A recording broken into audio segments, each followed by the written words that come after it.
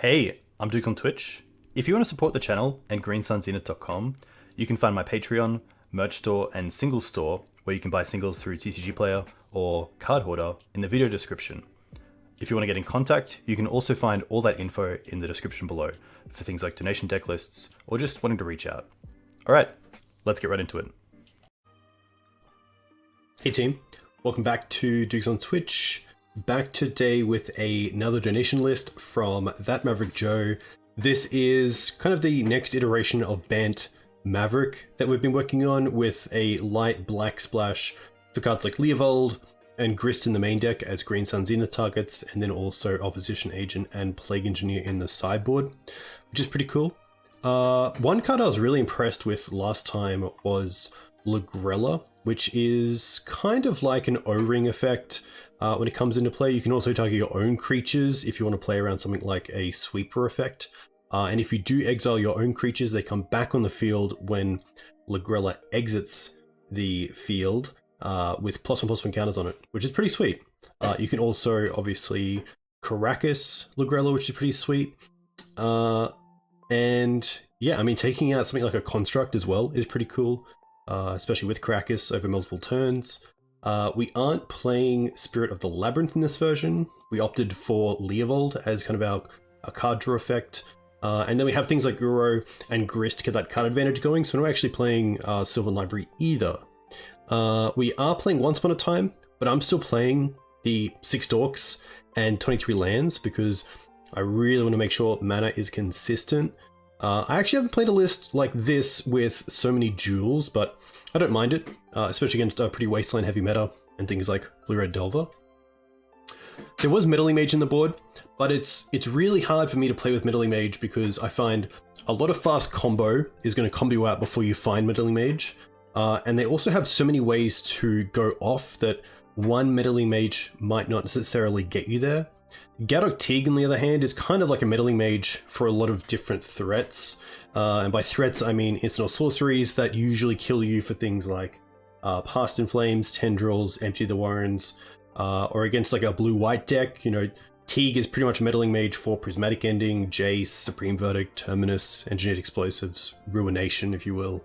A lot of good things. So I've gone with Teeg in the board because you can also find it with Green Suns. So, you know, Meddling Mage against the decks where you want it, you really need it in your opening hand for it to have some sort of effect. And there it might even be too slow. So we'll see how that goes. That's kind of the main gist. I did play Outland Liberator last time. I'm playing with Knight of Autumn this time. The small upside is that it also gives you a little bit of room to play around with Lagrella and getting like an extra ETB off it when it comes back into play.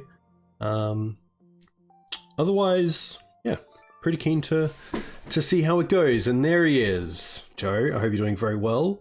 Apologies for the lateness on this, but I was not too well last week, out with a bug. So nice to be back, healthy, and looking forward to where this goes. I think the mana base and the early mana acceleration through our mana dorks is really nice in this build because of the amount of 3-drops in the deck, and also getting to a stage where we can hopefully, you know, escape Uro or do similar things. So pretty keen for that.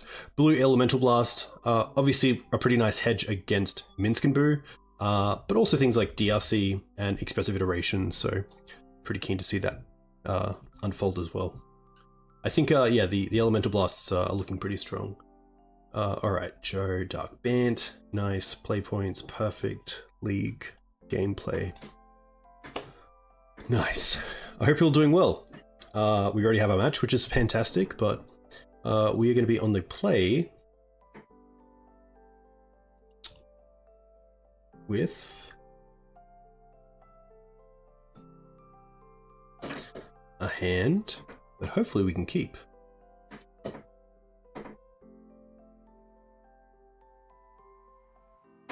Yeah, it's a pretty great hand.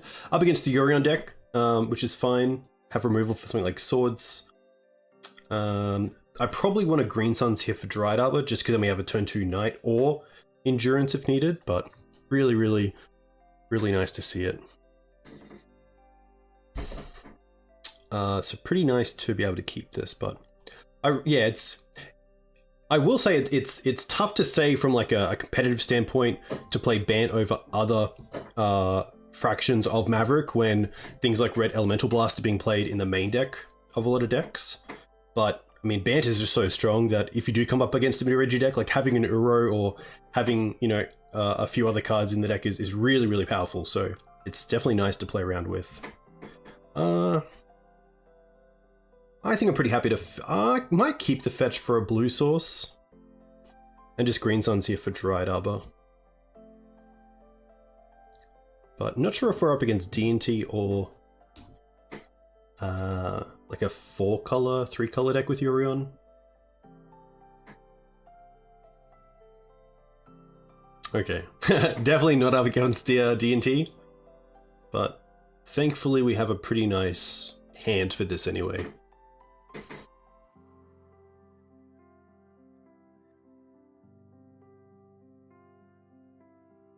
I think Knight's just going to be the play here.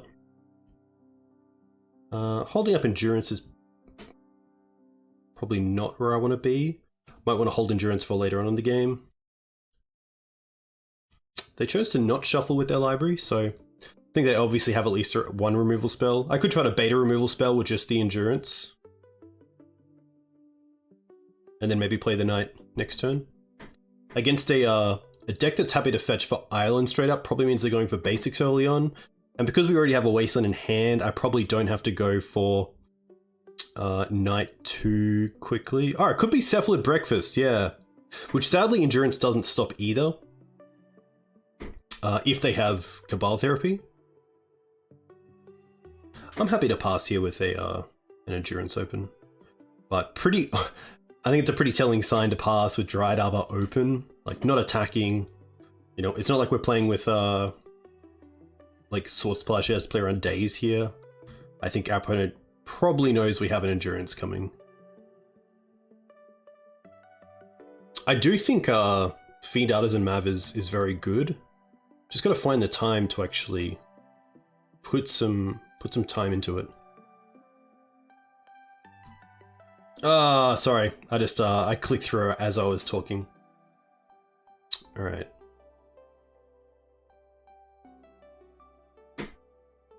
So hopefully we don't lose this by 4 damage. What do I want? I probably want a Tundra here, double white, double green. Yeah.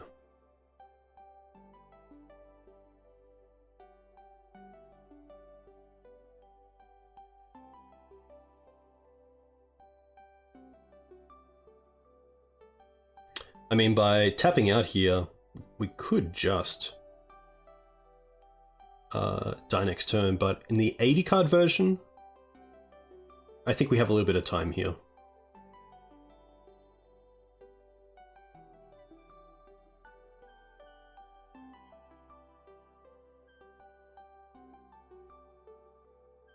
But yeah, I think the Vial's the big giveaway that they are going to be on Cephalid. Pond are typically not played in Esper Vial, which it could also be. But I think Cephalid's just the right call here.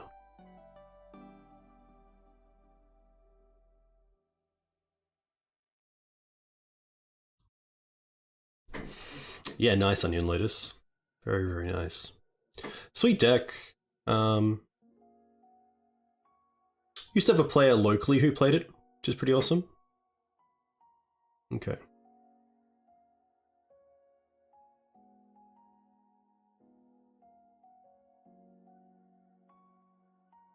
Getting rid of that Vial would be really nice, and then maybe trying to go after their mana with Wasteland. But I assume the Flooded Strand could potentially fetch a basic Plains, and then they might have a basic Swamp in the deck.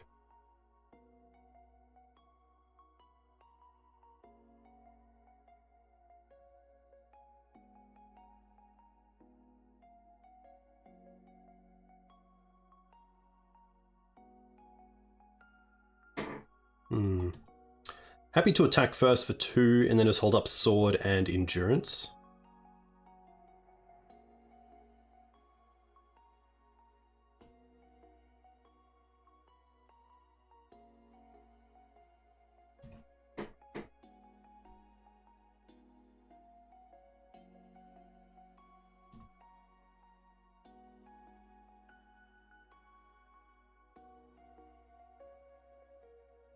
Cephalid definitely a tricky one to navigate around.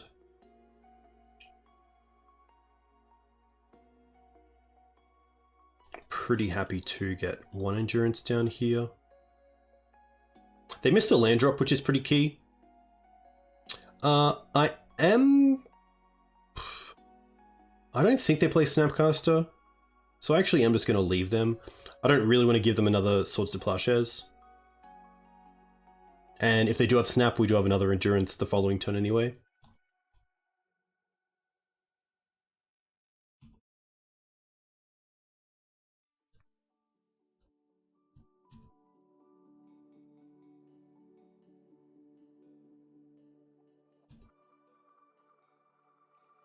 At this stage as well, I'm pretty happy to hold the Windswept Heath for now.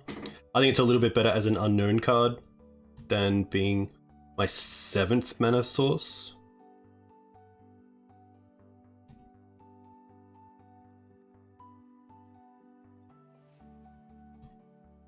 Okay. See what they fetch with Stoneforge, because if they get Kaldra, I'm pretty happy to swords, but if they get the combo piece, it might be tough to go after. Yeah, they go for Shuko.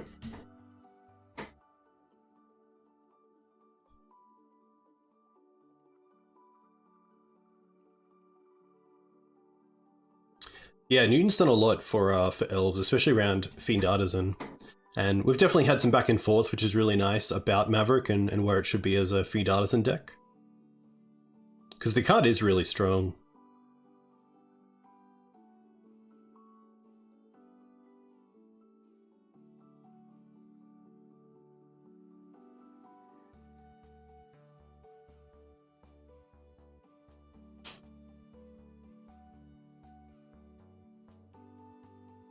Interesting. So I think if they potentially have Batterskull, which means I'm happy to attack with the Endurance as a 4/5.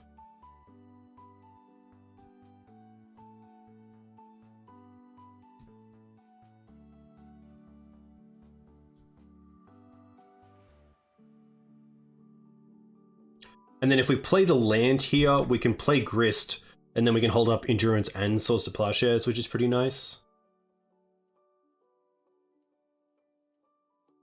And with this Misty, we can also fetch a Savannah for a white source.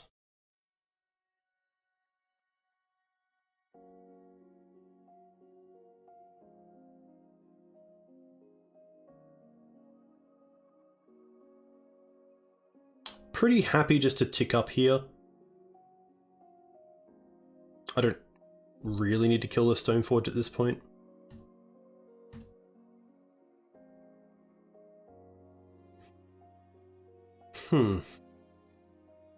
I will fetch in response just in case they have some sort of oddity.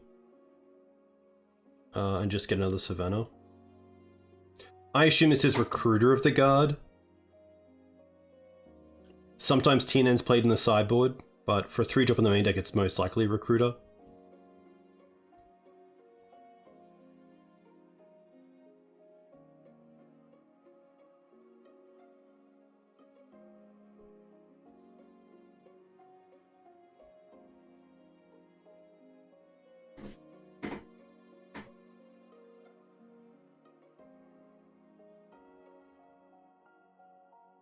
Definitely a sweet deck. You don't see too many people playing it online, especially in the leagues. But I know that, I think it's Javier Dominguez. I believe he created the deck. He's obviously done very well with it recently in some of the larger legacy events.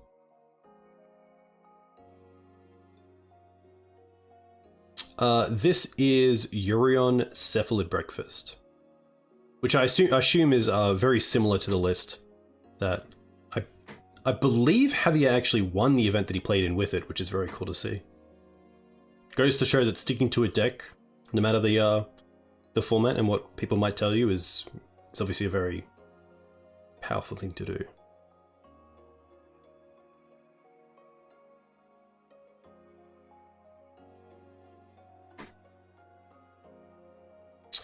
Yeah, it's pretty tough. You can sometimes get lucky if they try to Oracle and then you can Endurance in response, but most of the time you will see Interesting, they cast the Shuko now. We will try to swords.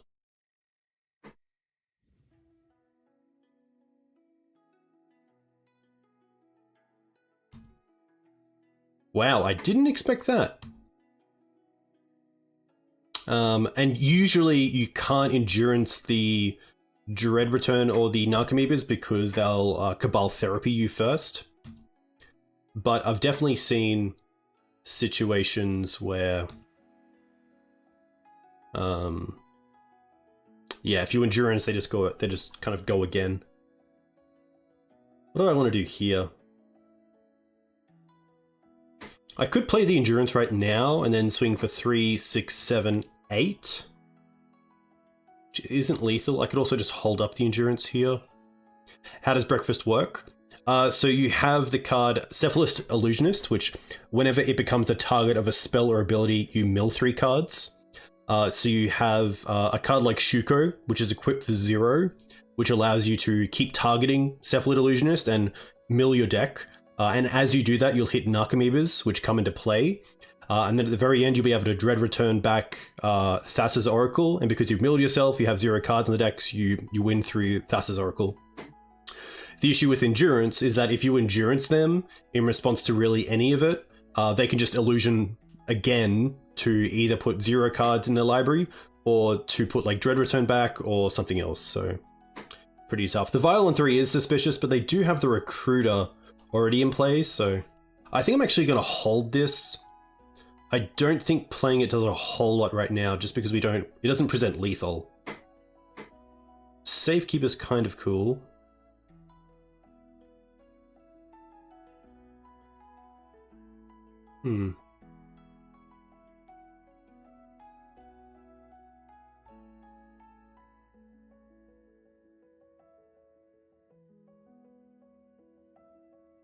There's nothing I really want to trade here. I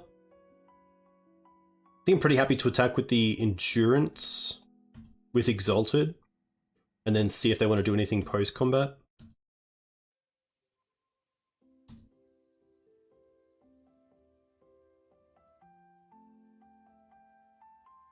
Okay. The deck doesn't typically run Flicker Wisp, so I'm not too unhappy about that. I might even just want to try to go wide here, because 3, 6, 7, 8, 9 means we can trade the Noble Hierarch for the Stoneforge next turn, and then potentially just swing for lethal.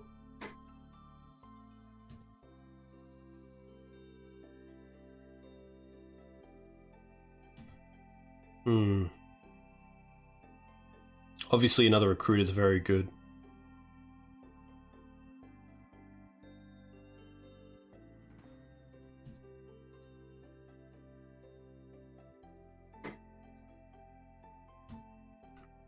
So sadly, I believe we're just dead here.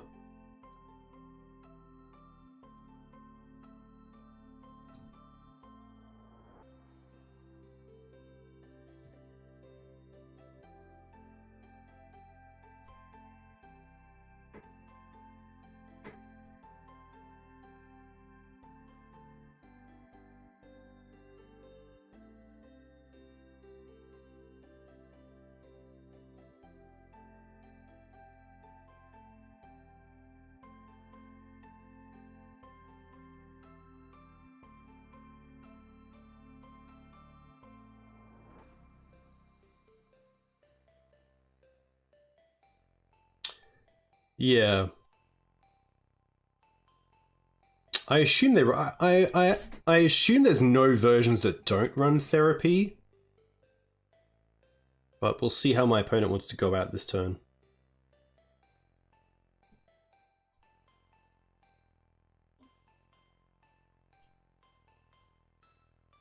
Maybe they're thinking about, like, what can I have? Wow, are they not going to do anything?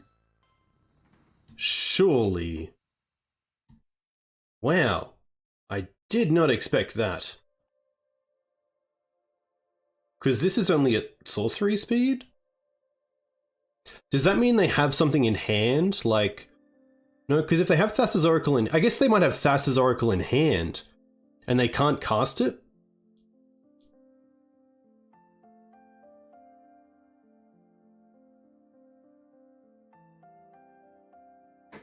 One. We can waste our own arbor, that's very true. If we swing with everything, they probably block insect token with Stoneforge.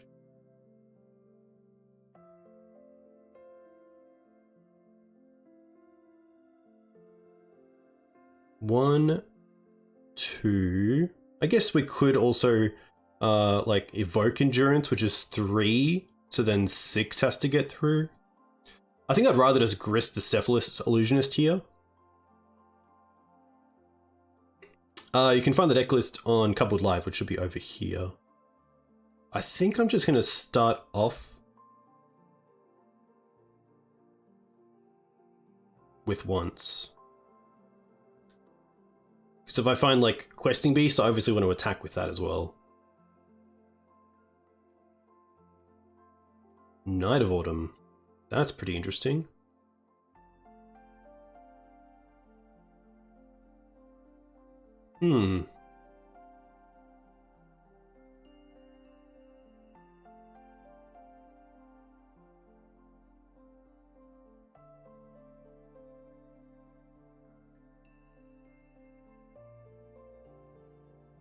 Hey Sato-san, welcome.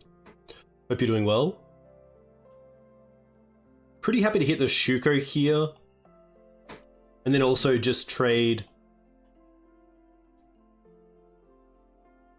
the Night of Autumn with the Cephalid, because then I can just swing with everything, which puts them in a bit of an awkward spot.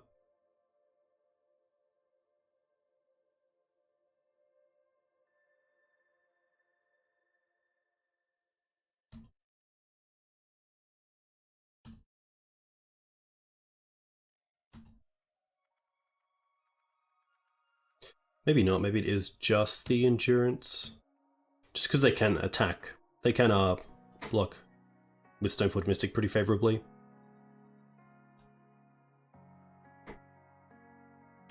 Yeah, Cephalid can be a tough one to play against. They have a lot of ways to play around your sort of hate.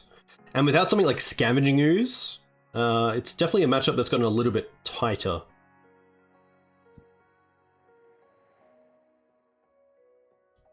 No end-step recruit is very nice.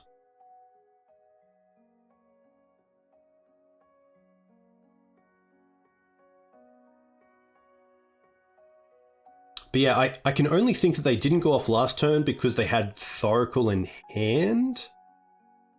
No, because then they could potentially like Cabal Therapy themselves, but then they would lose to Endurance, I guess. No, they wouldn't, because they can just keep churning off, so yeah, maybe there's a line where they could like Cephalid themselves, find Therapy themselves, put Oracle in the bin, keep going, get the Narcomoebas, get Dread Return, get it back.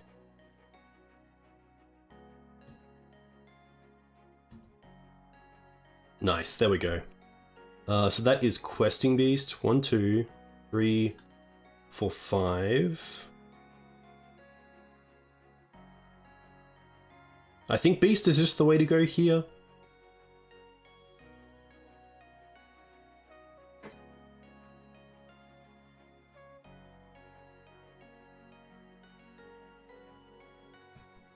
Let me have a think.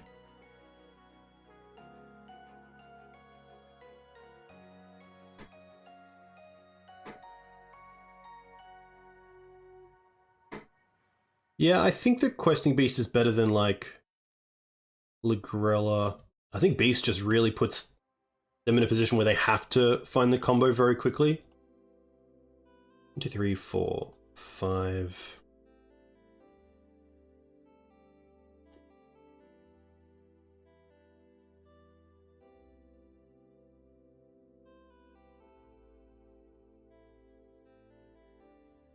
They haven't had Cauldron for a while, which is nice, if they are playing it. Oh, they reveal one Narcomoeba gone. Okay.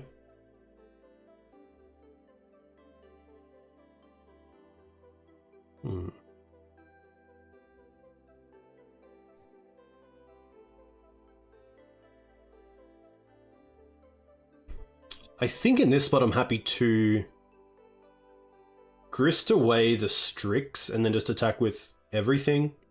And even though they can block with a Stoneforge... Actually, no, if I get rid of the Stoneforge, they can then favorably block on the Endurance, but then they take 4, go to 4.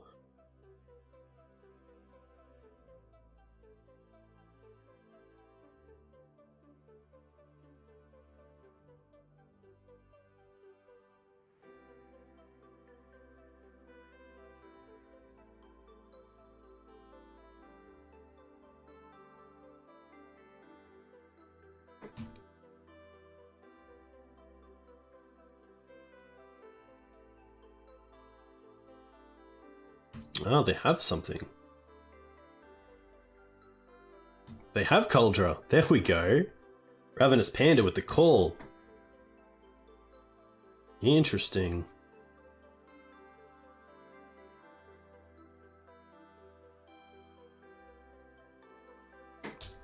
Well, that's definitely going to buy them some time.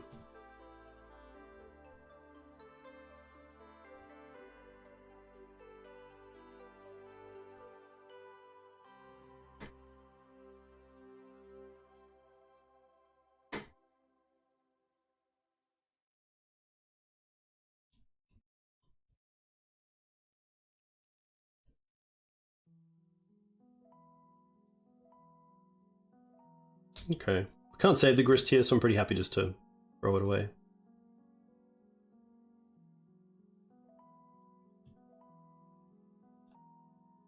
That's pretty strong. Black, blue, green. I'm going to cast this pre-combat.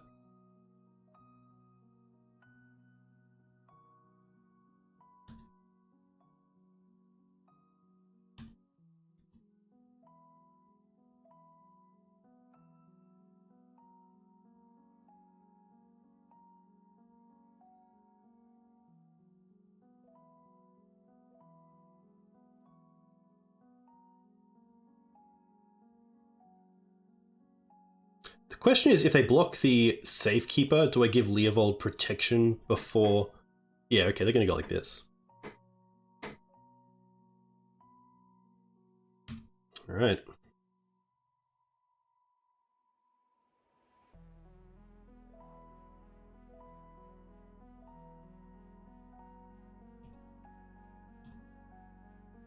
So I believe they've only used one Ponder, one Brainstorm, and then they have pitched the other Brainstorm, or lost it to Mill.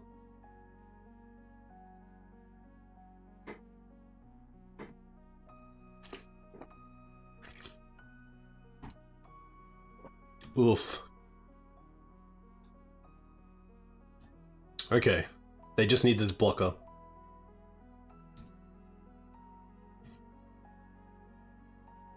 Once is pretty strong. How do I want to tap? Probably like this. Can we find Lagrella?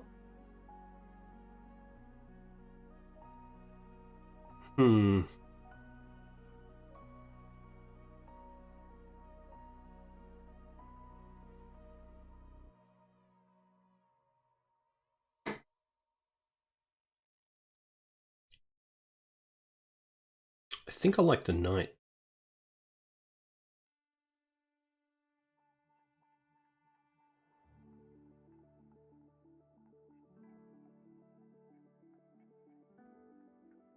And I think here, unfortunately, I have to attack with everything to make them block with the Cephalid. Because if I only attack with 4, then they can just block 1 with the Germ, go to 1, and then have like another turn to draw into one piece of the combo to then go off. But at least this puts me in a situation where 2 get blocked, we get 3 through, and then we just have lethal unless they have some sort of lifelink. Which is sad to attack with the Leovold and just lose it to the Germ, but we kind of have to in this instance.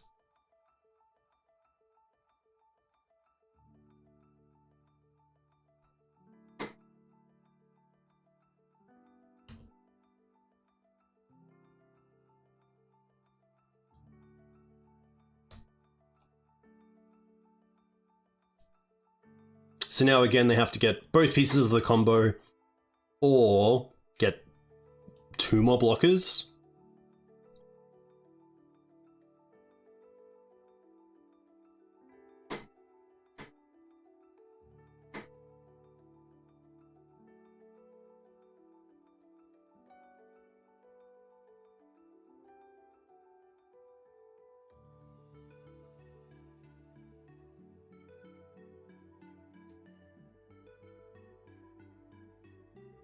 To fairy. Okay, I guess that allows him to bounce one thing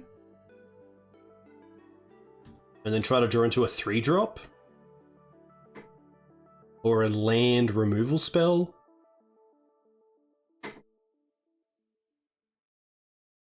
They also can't Force of Will our knight, which is nice. They also can't sacrifice this, which is nice.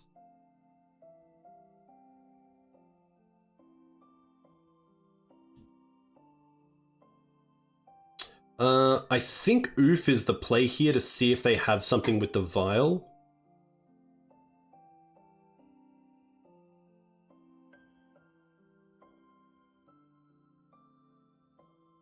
No. Okay.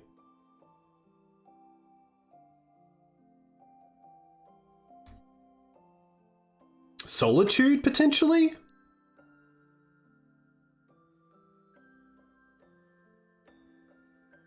Solitude wouldn't be real bad, but it is an out that they could have in this position. Okay.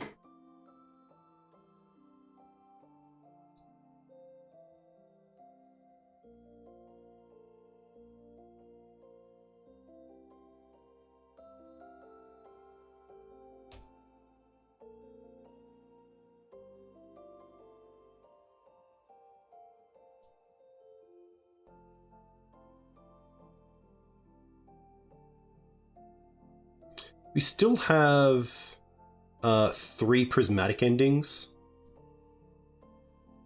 Uro is pretty sweet, but I think I'd rather just have the knight.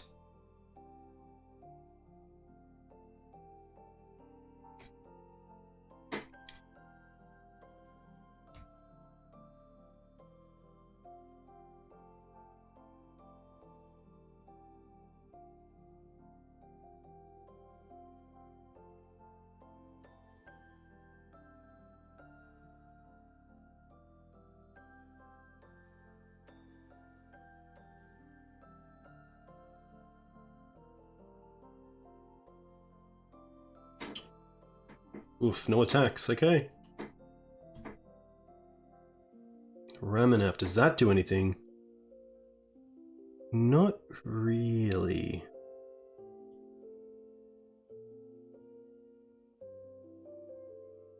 Do we just attack with both here?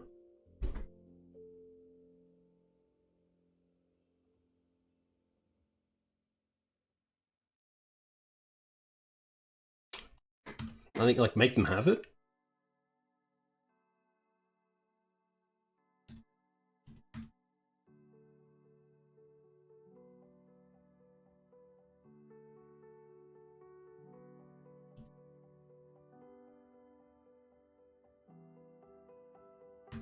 Okay.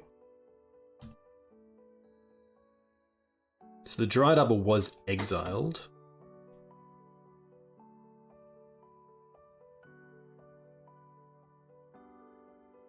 I don't mind Ramanap get back land. That allows me... Oh, Waterlogged Grove. That's actually pretty good. It allows me to get more draws towards Prismatic Ending.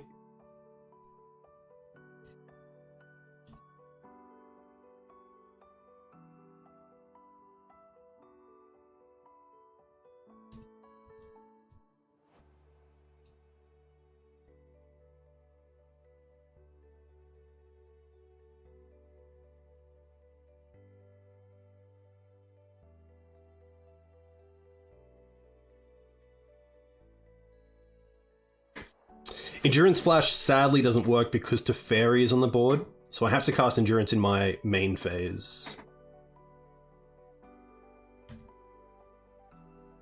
Except for now.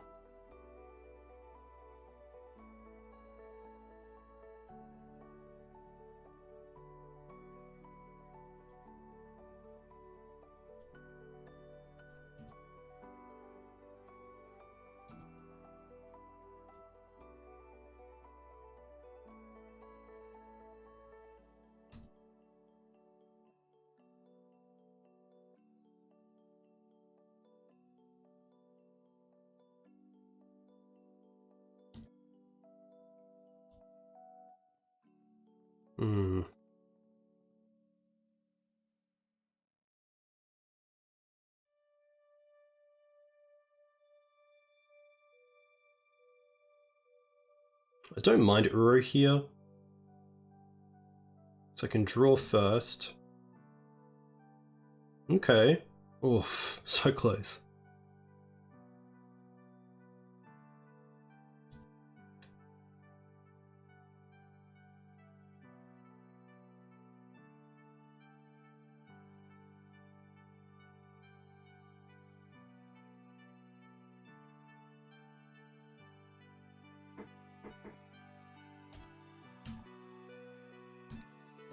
Hey Master G, thank you very much. A big thank you to the Maverick Joe for sending it through. Very, very cool.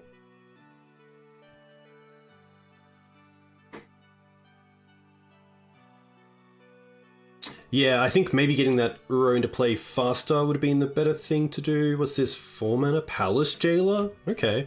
Well, hopefully here my opponent attacks aggressively and then we get to Questing Beast them.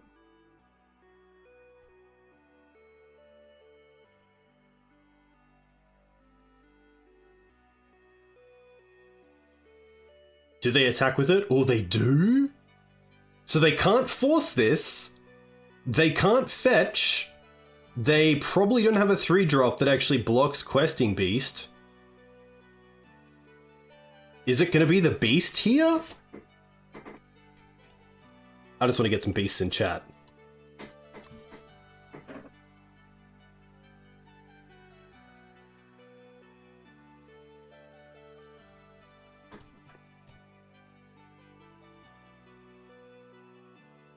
Oh my gosh. What a game. Oh.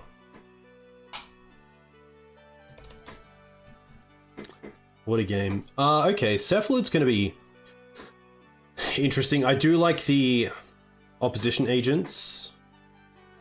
I don't mind, like, these 4. Beast just too strong. Thalia is fine, but I could see Thalia getting cut, and instead of taxing them on the stack, taxing them in their creatures and how they can search. I do really like Questing Beast as a way to get through. I think that Ramanap can come out. I don't think that hitting... Like, they have a lot of basics. I don't think, like, the Wasteland plan is that great. So potentially even Knight. I could see something like this. Yeah, exactly. I think that's a really important part, Joe, is having cards in the deck that really steal games. And I think, like, Questing Beast is one. I think the best one right now is just Collector Oof, but you could say the same thing about Leovold and Endurance. I think this is pretty fine. I don't think I want Force of Vigors because we have things like Collector Oof and Prismatic Endings for Vile. Yeah, I think we just run this back and hope it does okay. Damn, Questing Beast. Coming through with the goods. That's what you want to see. It's one of those cards that, like, when you drop it, you don't have moments like that, which you really want. I also have to watch my clock, because we're both down on time here. Pretty slow. But it does have removal and yeah, I'm happy to mulligan this. There are better hands, and this is exactly it. I'm going to bottom 1 Knight here, and then we have open up. We have, like, turn 2 opposition agent, potentially.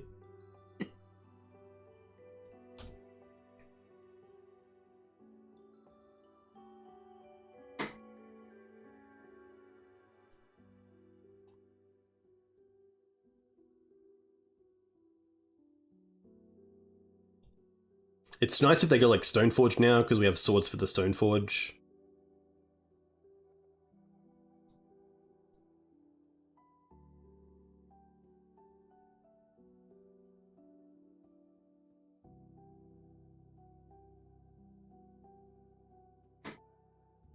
Especially if they go for Kaldra. Batterskull, okay. Hey D5, welcome. Hope you are doing well. I'm gonna play the land first. Like, I don't think Double Days is a real thing, but it's nice to know that's off the table. Nice to know now as well we have 3 mana next turn, even with 1 removal spell on a Birds of Paradise. But we do know about 1 card that I don't want to say, and I think it might be coming down. Okay, that's fine. It is not... Plague Engineer, which is nice. Hey, Jerry. Too kind. I think here, sadly, it's just going to be trying to go for Knight and potentially hitting their mana. I don't think any of these do anything at, like, instant speed against the combo if they just have it.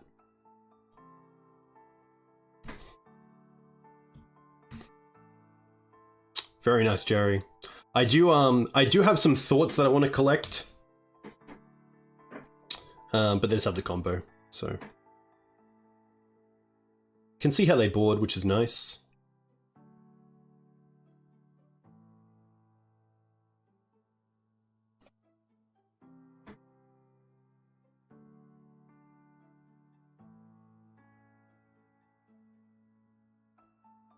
There's Oracle.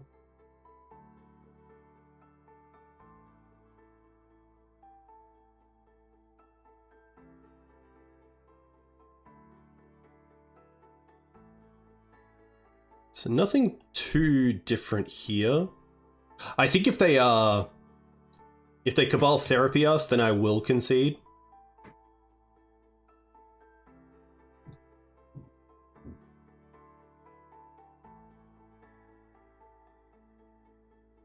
I don't really want to change anything here.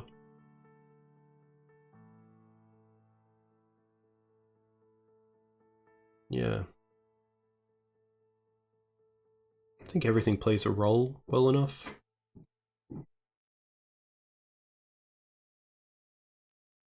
But you can see there, like, you can just have a fair hand and it just doesn't really do a whole lot against their combo, so you can kind of lose out of nowhere.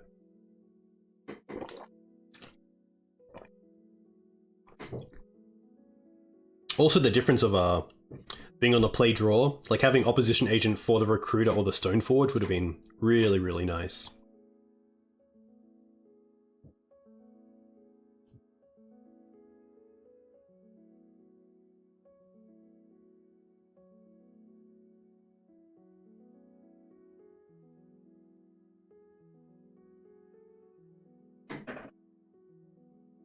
Going first. And a pretty nice hand. Pretty happy to keep this. Hope the Once finds a land. Then we have Turn 1 Bird. We have removal. We have a great creature and opposition agent, obviously. And the bird to give us the black mana, which is really nice.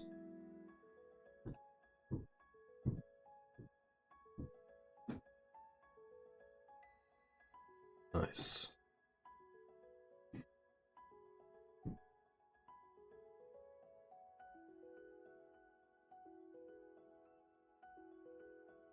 Teeg's actually pretty solid. I did not think about Teeg and Dread Return. That's very true.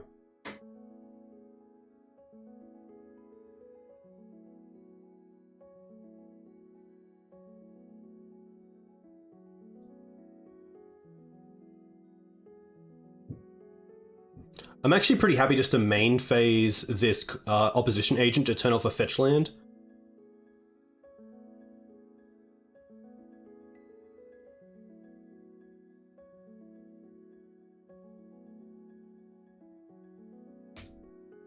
Force is fine.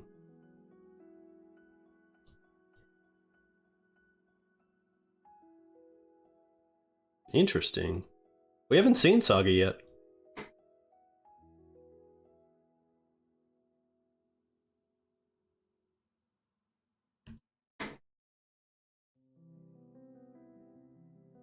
Pretty happy to try to get rid of that Saga ASAP, so gonna go with Knight here.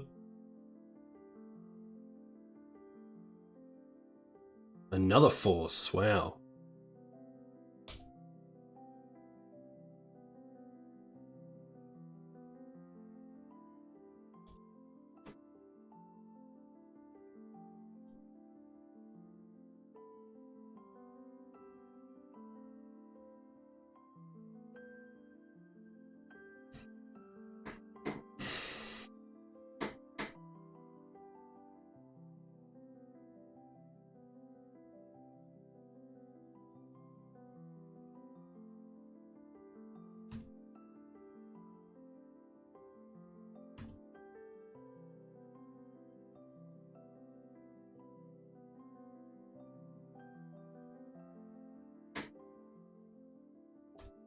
Yeah, Saga getting Shuko is very cool. Also gets Vile if you want to have like the early Saga into like a mid-range kind of plan.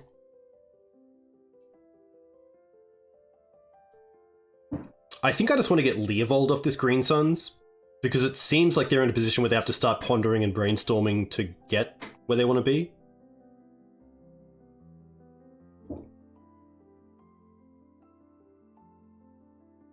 Cruder, okay.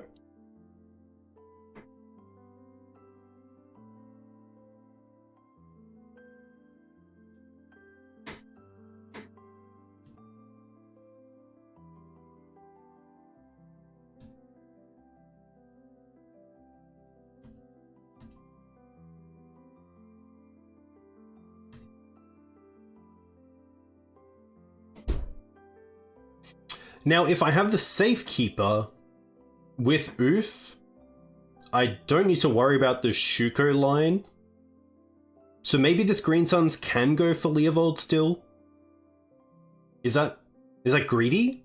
Is it greedy not to Green Suns for Night of Autumn here to blow up the Shuko?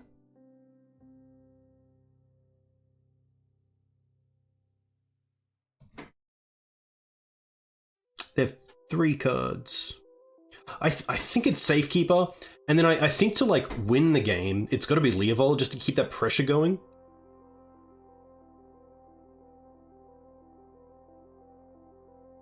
I think Leovold's just a little bit better potentially than Uro because it does shut down a lot of their deck.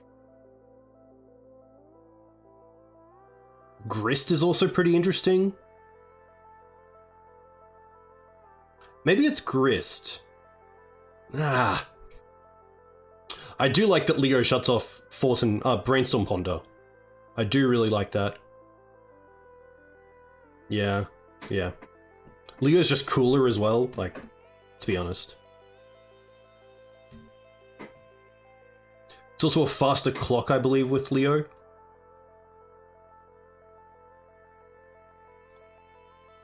Play nothing. Oh, Plague Engineer. Wizard? Soldier?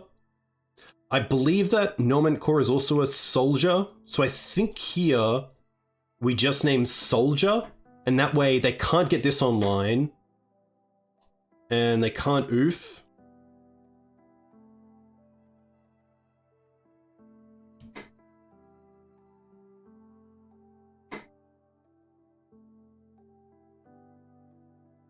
Soldier. Soldier.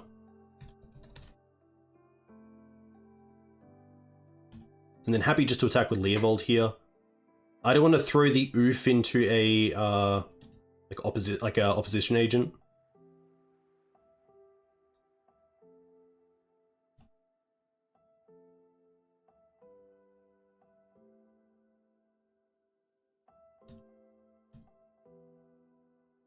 I think we have most defenses covered.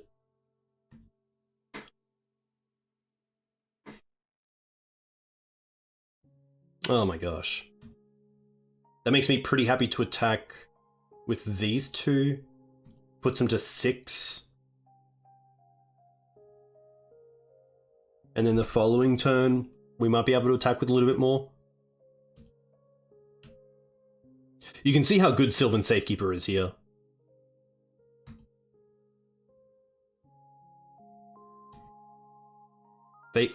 Do they still have a Batterskull in hand? No, they just got one. Put them to 7 and then swing for 7.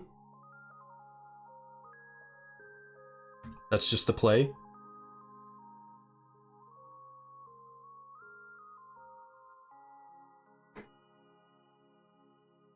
Nice.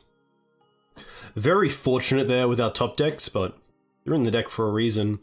But I think that's fine. I think Safekeeper Oof is really hard to get out of, so there's no need to go for Night of Autumn off the Leovold. But there is a world where it's... Yeah. I'm happy we went Leo. I'm happy we went Leo and we got the grind. But yeah, the Black Splash seems really good. Hey Fostling, very well, thank you. pretty warm here in Australia. It is currently 10:30 p.m. and it's probably like, feels like 25. It's 22. Humidity 91%, so pretty warm. But stay hydrated, you'll be sweet.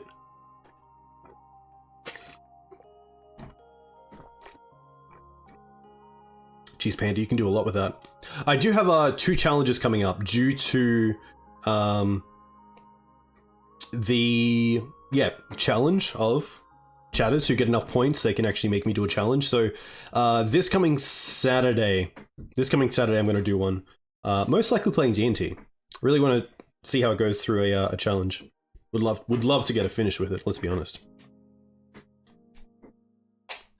All right, Winston, sorry. Easy mulligan. No matter, unfortunately. Song of Creation was fun, and I think we did go like 3-2 with it, with a few like losses due to obviously like lack of time with the deck, but I did enjoy it. I'm happy to keep this.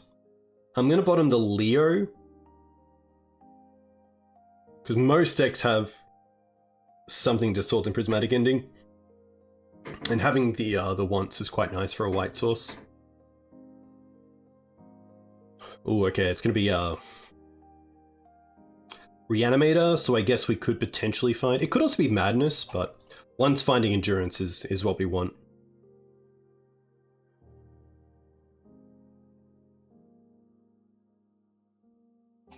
I will say we don't have too much for Reanimator. We don't really have any sort of sideboard graveyard hate, but Deafening Silence on the play is fine.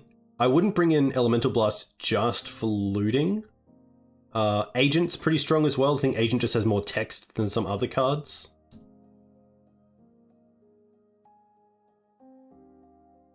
Alright.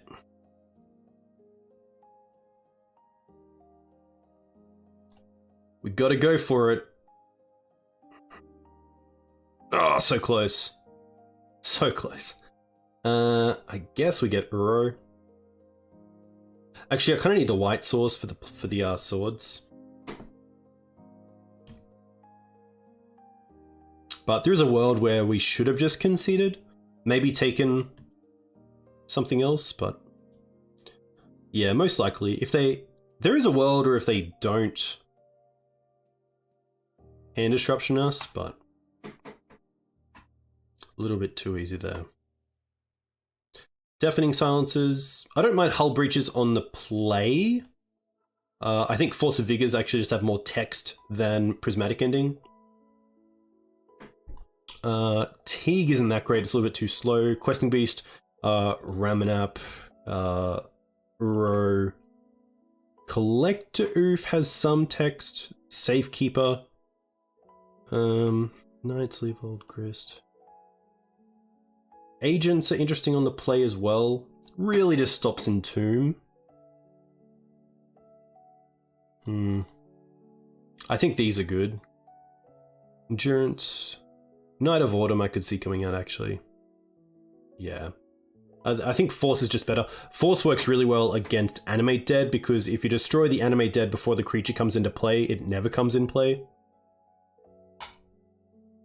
This is kind of going to be like a mulligan to Deafening Silence. Or maybe a really good hand. Like, this is a pretty good hand. Get to bottom 1 swords and then keep 2 swords. You can also go Plains into Deafening Silence and hold the Misty. Besagio and Animate Dead's very good.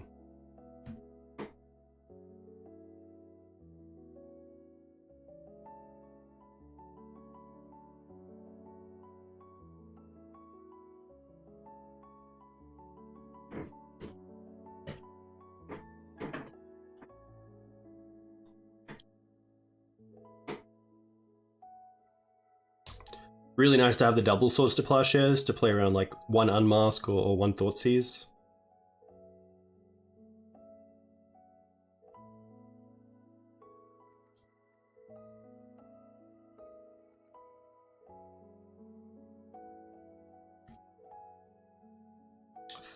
Oh, Wasteland's perfect. I think Wasteland here is better than being able to cast the Hull Breacher the following turn, just to keep my opponent off the ability to cast like a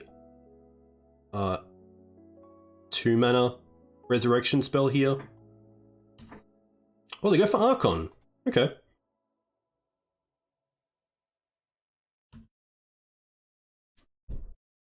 I think I'm happy to ditch the Hull Breacher here. I want the land drop for sure, and I probably want the backup Swords to Plowshares.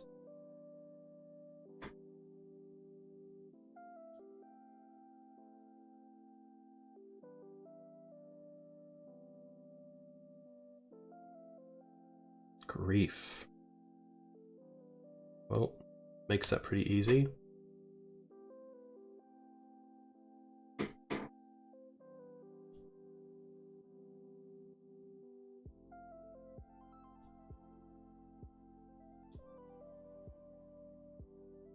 I think Thalia is probably my best draw here. Collector Oof wouldn't be too bad either. Another Deafening Silence doesn't really cut it.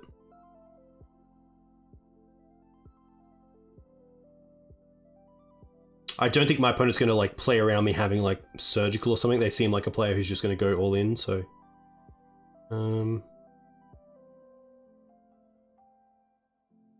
Yeah, I'm happy to keep it. There's a world where they like Thoughtseize me first before trying to go off, which buys me a turn because of the Deafening Silence.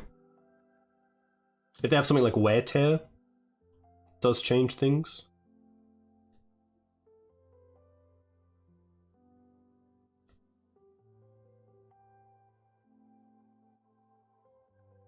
At least Exhume is kind of turned off because we have Hull Breacher.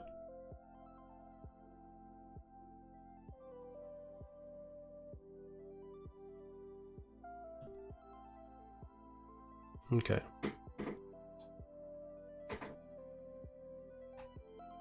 Not too much to say there.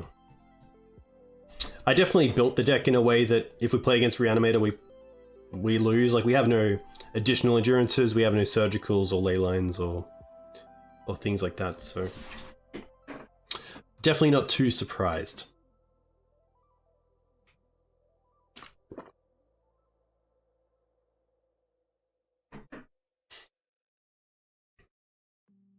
Mindbreak Trap's definitely interesting, but if you have the Deafening Silence, then it just automatically turns off the traps, which is tough, but Trap does stop things like Ritual, Entomb, Reanimate, and it also stops things like Lotus Petal, Faithless Looting, something else.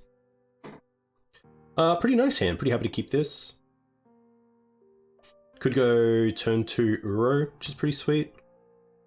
I will start with the once. Wasteland would be nice. What do we find? Fetchland's not too bad. Oh, Karakas is actually sweet with the Uro. Just to keep drawing cards.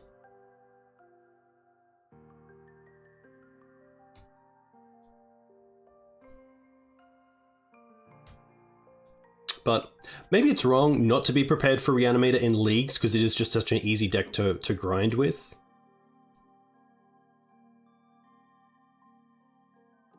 Okay. Probably Elves.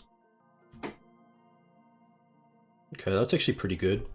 I think in that case, I'm gonna go with Uro into...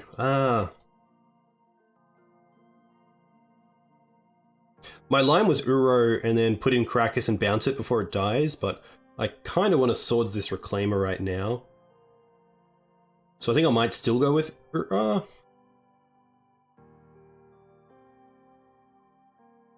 The question is, how much do I value the Uro and the Karakas together? I could just Swords Reclaimer, attack for 1, pass, next turn, play Uro, Karakas, and try to start drawing some cards without it going to the bin. I don't mind that. To be fair, this could also be just Green White Depths. So I don't mind hiding like the blue for now.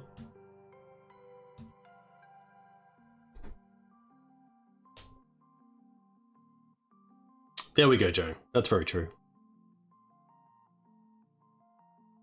Okay, Foothills could still be both. I guess would it... Oh, okay. Chalice for 1. I didn't expect that.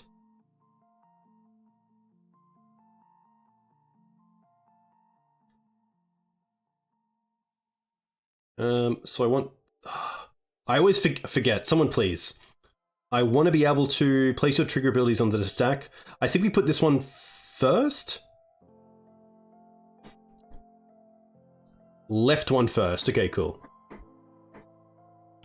So we draw, we put this into play, and then I want to return this right now. Nice.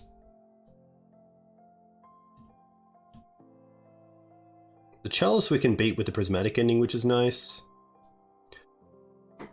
But interesting to see, like, Chalice and also Elvish Spirit Guide to that... Oh, sorry, Elvish Reclaimer. So that makes me think this is a Green Sun's, like, green-red Stompy deck.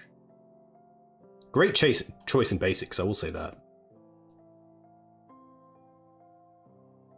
Oh, did I forget to play a land? I think I did. Yeah. Great pickup. Fable's fine.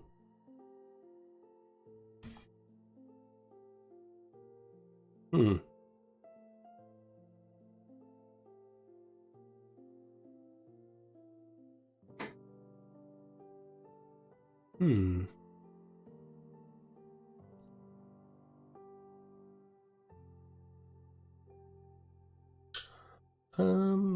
I kind of want a Prismatic ending that.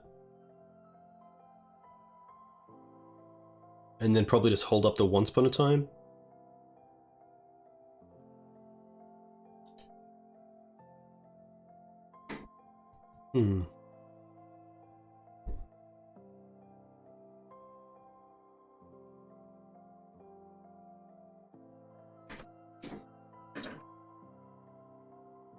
A lot of things that I can do.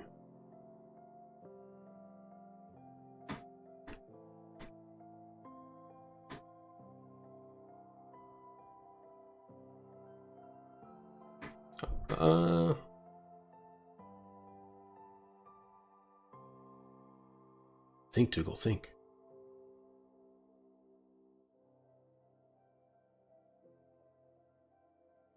I think Knight into play, hold up once? Knight into play, hold up once? I don't really want them to get any sort of value off this, but they already have with the Goblin token. Yeah. I think Knight hold up once.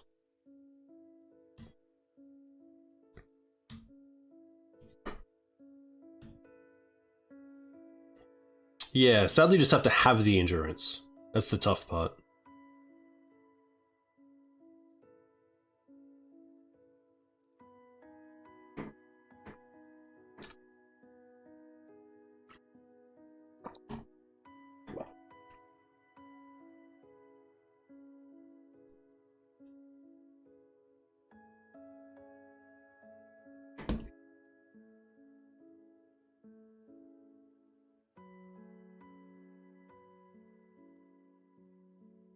Just got a 2 lands. I wonder if they're also playing Loam.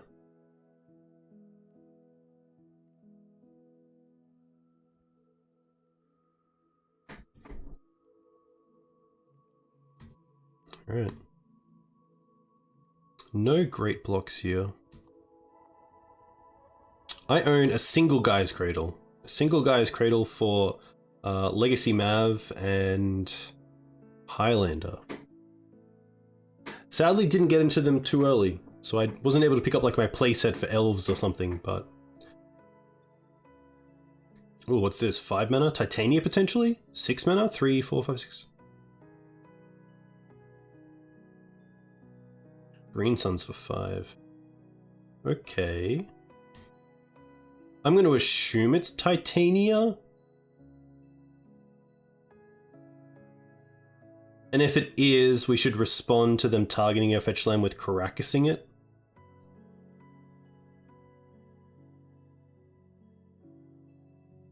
Yeah. So when Titania comes into play, you get a land back. Whenever a land goes to the graveyard, they get a 5/3. So in response to them targeting the foothills, we should return this to their hand so that they can't just fetch. That's going to be tough to beat. Unless we find, like, Wasteland off the top. No. Okay. I guess we also have Endurance to hold up here.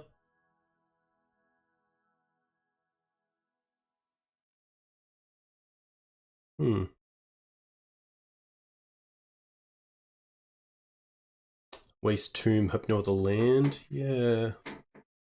Could also try to find a Wasteland off once here, which will give me access to 2 Wastelands. Nice. I think that's better than anything else here.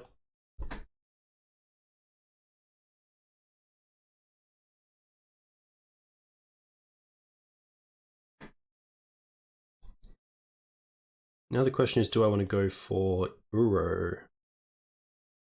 No, because I probably want to hold up the Caracas here. 1, 2, 3, 4. 2, 3, 4, 5. Yeah. There is a world where it's correct just to wasteland the Wooded Foothills in response to Titania, and then in response to her trigger, we can Endurance the graveyard away. I can Ending the Gobbo for 2, and then go after their mana pretty hard. I mean, that's pretty interesting. Prismatic Ending on the Goblin token for 2 to play around the Chalice. And then we can get 2 Wastelands to take out Ancient Tomb and also Bayou. I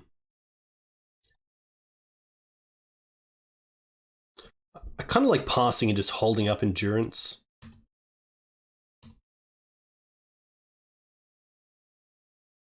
No, I definitely want to Wasteland at least once here, and I will take them up to Soul Land.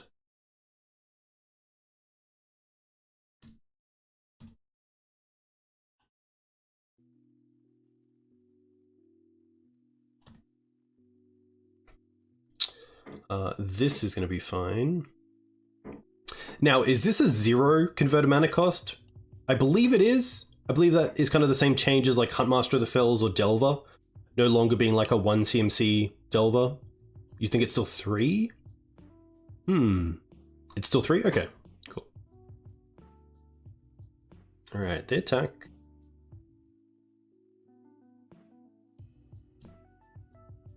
Block.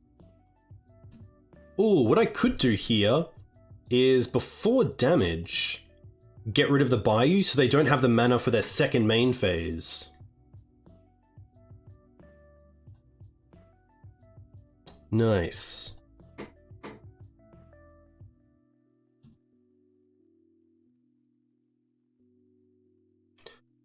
Ooh, Bog? Ah, that's pretty good. That's gonna kill the Knight. Okay.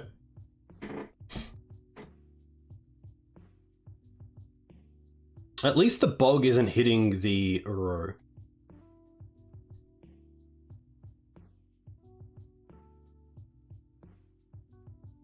I guess I could have played around that by going for Endurance block the creature. I just didn't think of Bog. Maybe I should have.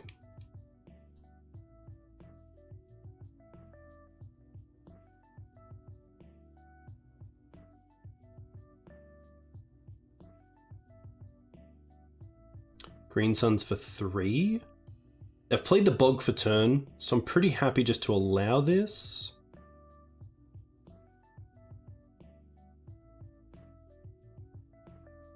What if this is Grist? No. Maybe Grist. They do have black in the deck, so I could see Grist being the play here. Or Ramanap, okay.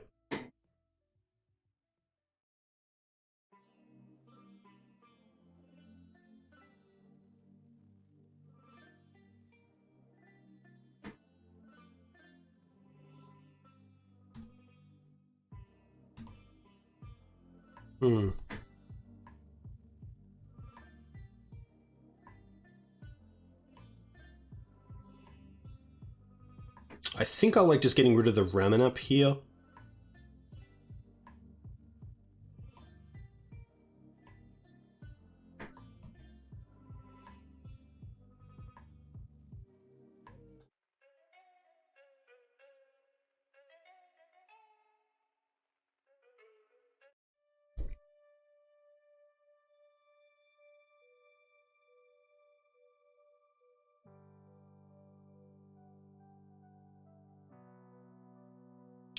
Sorry, is that correct? Sorry. Blue, green. It's medic ending this.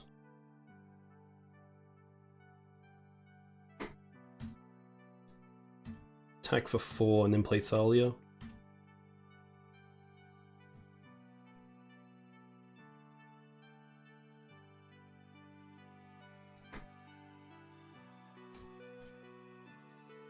They don't have any lands in the graveyard, but as soon as they have one, then it's just great value for them.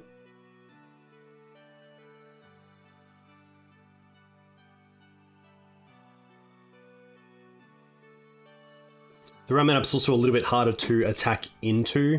At least I believe this is just a 2/2, which is quite nice. So I can attack for 5 next turn potentially.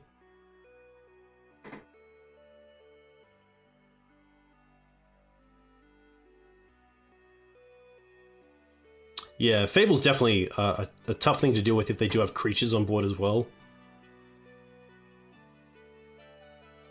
Like, there's a world where it's even just good to go after the Chalice, because then our sword's off the top alive.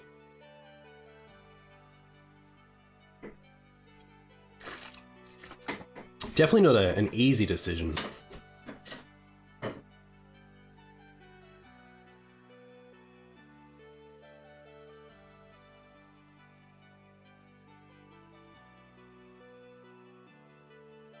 Two mana in a... maybe Ooze?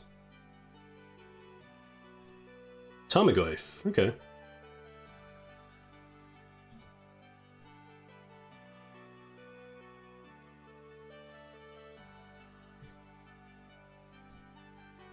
Happy to attack first.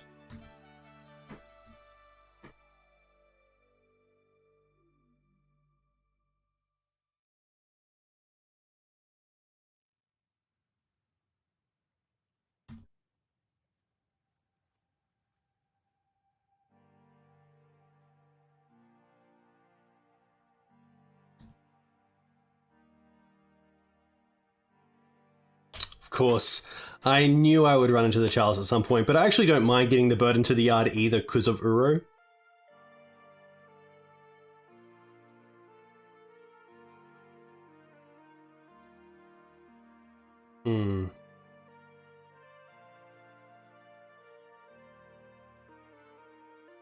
I think what I would have liked to have seen from my opponent here is make a copy of Goyf, attack with it, and then second main play the Grist.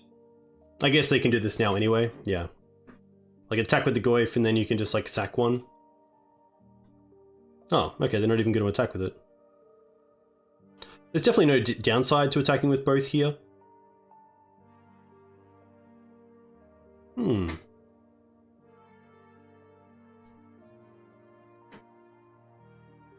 Ooh. Oh, yes. I think I want to go for Lagria here. Get rid of the Goyf, get rid of the Grist.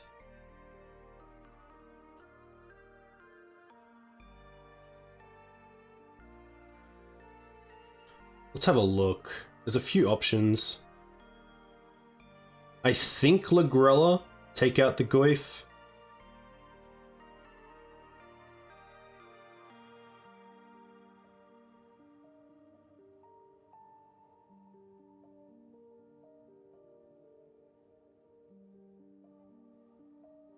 Knight of Autumn also hit this is pretty good, but I think Lagrella is just too good.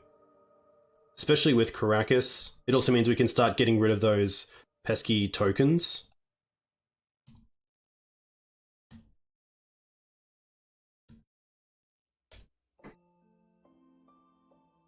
It's also first strike. Apologies, I should have definitely attacked first. I totally forgot about Exalted, but yeah, I should have attacked first. If they block with the Goyf, then we can just Lagrella away the reflection of the Kiki-Jiki. That was a terrible sequencing. So if you're watching this is how not to play. That's probably the best way to put it. Is that it's just an easy error on my part. And it is kind of the error you can make, which can just snowball. And in 6 turns, I might be able to line up that play with why I lost this game. So Apologies, that was really terrible sequencing.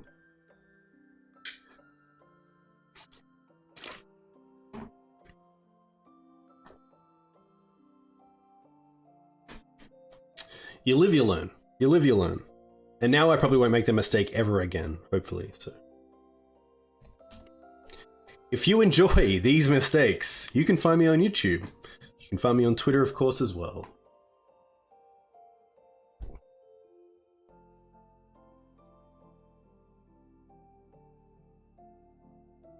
I guess if they block with the Goyf, then like I don't get rid of the Grist. So there is some merit to still doing it the way that I did it, because this can't grab planeswalkers, it's only creatures, so at least the Grist is off the field now. Oh, they found a 5th land? Yeah, they found a forest. But they don't have a land to get back with Titania, which is nice. Oh, Minsk? Yikes. Actually, not too bad, because we do have the Caracas down the line.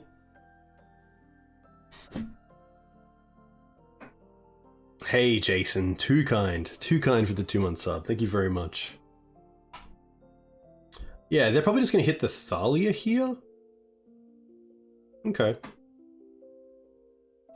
That's interesting. Because... oh, now we get hit a little bit by the sword.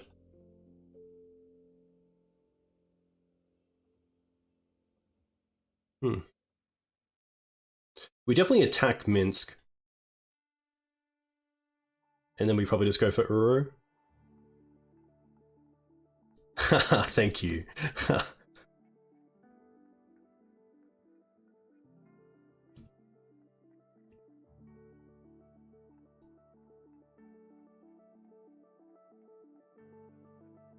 I think now I'm happy to put Uro just into the bin. See what we draw. Yeah.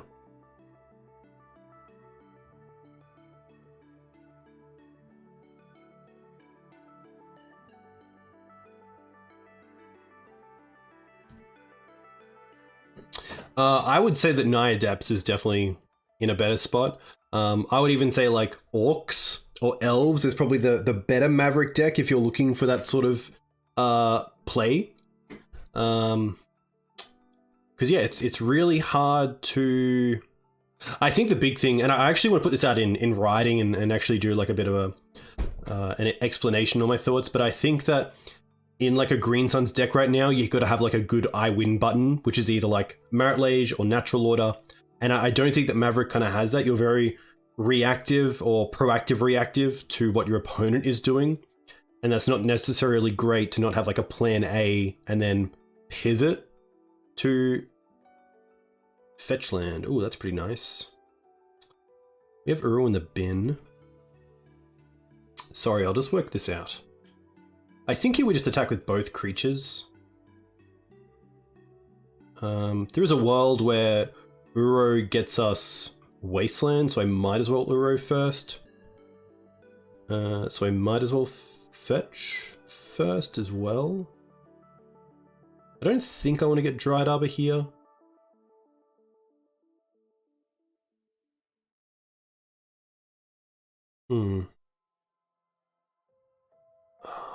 Yeah, I don't mind another drop. Second white source is kind of nice. Second white source is kind of nice. Blue, blue, green, green. Uro. 1, 2, 3, 4, 5.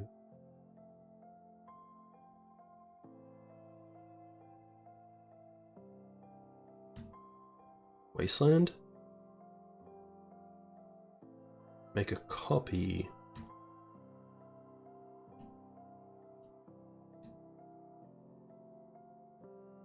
Ooh, that's actually pretty nice, because now we get to go blue 1. Oh, sorry, it's still triggers.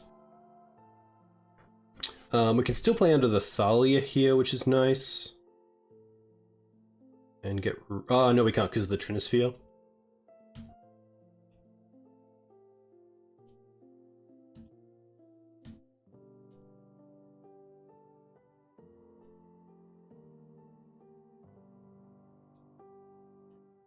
I wonder if they block just one.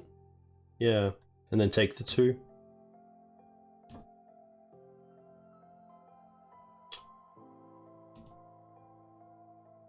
I don't think the prismatic ending would play into Chalice because it's 2, which is C. Oh, okay. There we go. So the Thalia actually makes it. Yes. Okay. Great point. And that is why Luanil is in the chat. Obviously, yeah. So Thalia makes everything cost more. So prismatic ending for 2 colors is actually prismatic ending for 1, paying for Thalia tax. Which, although you can't cast it underneath the Trinisphere, you can't Chalice it.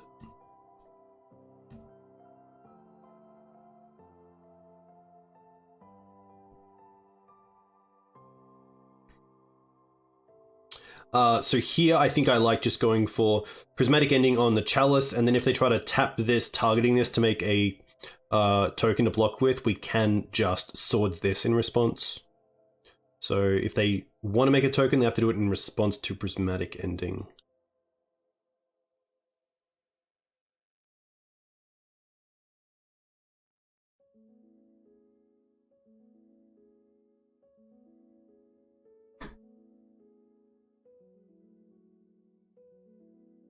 Do they do it?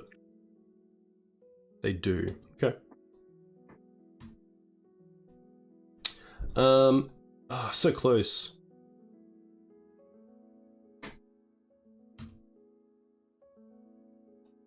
Because if we swords 1, they go to 5, and they block here and take 4, so they still go to 1. So maybe we could draw into Wasteland? No. Okay.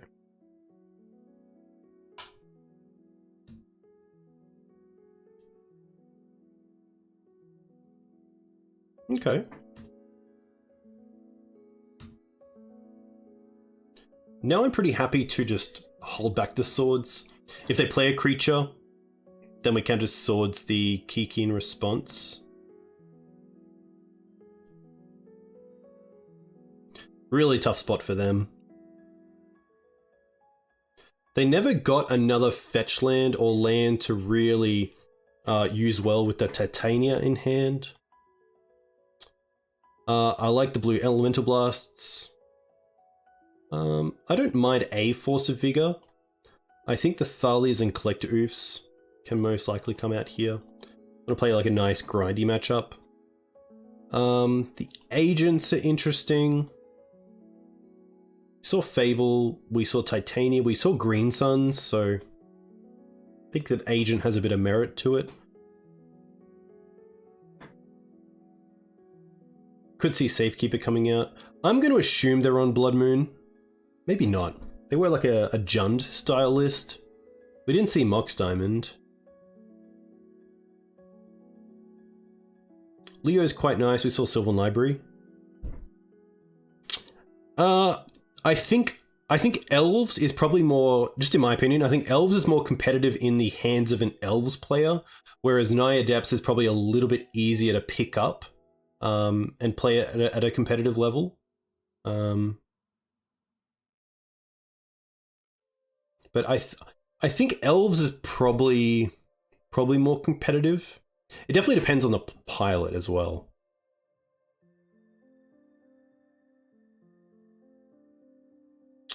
I like the Beast, especially against Minsk. I like the Ramanap. I like the Endurances. I like the Grist. I like the Knight of Autumn, Knight of Reliquary, Uro, the Grell. Safekeeper, I could see Safekeeper coming out.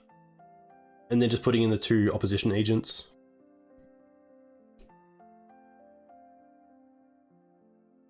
Pretty happy to mulligan this. Really want to keep a hand with probably 3 lands.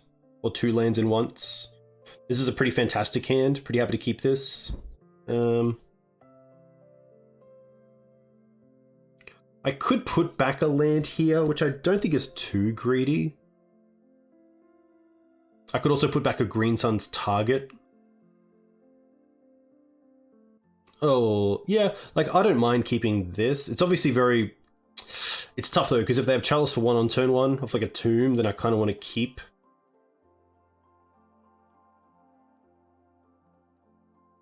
Like if I bottom the Noble, I have Green Suns for Dryad Arbor, which isn't too bad.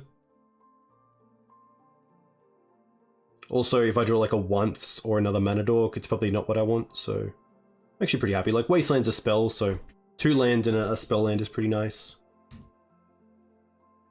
And the Knight of the Reliquary just leaves me a little bit more open to Chalice. Ooze, okay. I probably just want to deal with this ASAP because of the Knight. But holding a Blast here as well is pretty sweet. I actually don't mind holding up Tundra here. And then next turn we can Swords and Green Suns, potentially. But I will actually fetch here for the Tundra. It does open me up to Wasteland, but at least we can Swords in response. But I don't want to be hit by Opposition Agent.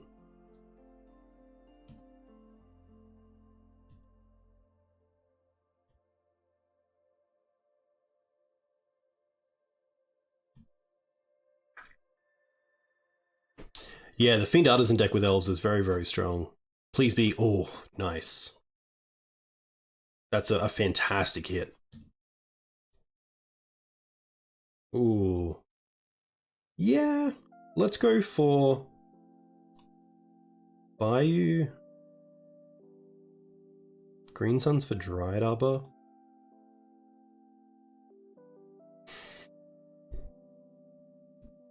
I think I would like to get rid of this Ooze. If they have Minsk, it's kind of annoying. We don't have great things against Minsk and Boo.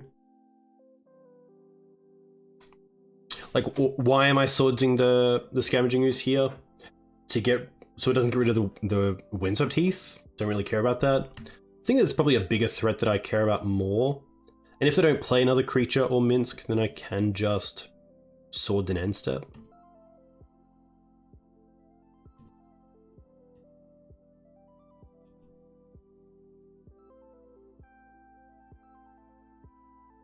Tough one. Ancient Tomb, okay. Well, that's a Wasteland target.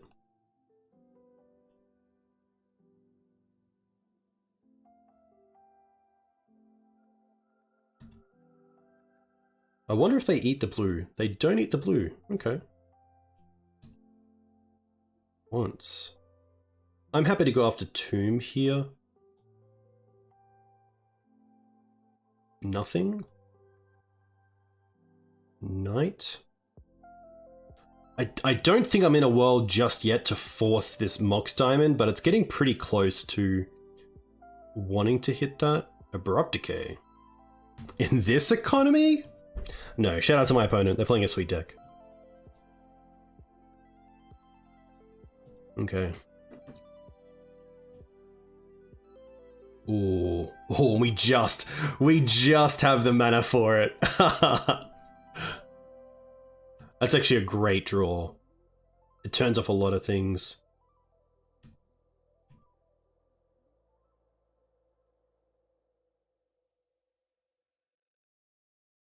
It also just replaces itself as well. Well, that's their turn. Okay, this is where we pounce. Ooh.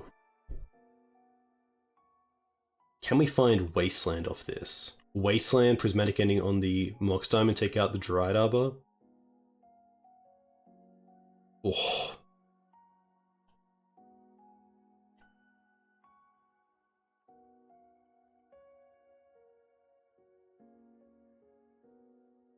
Even though we have the Force of Vigor, I'm more than happy to do this.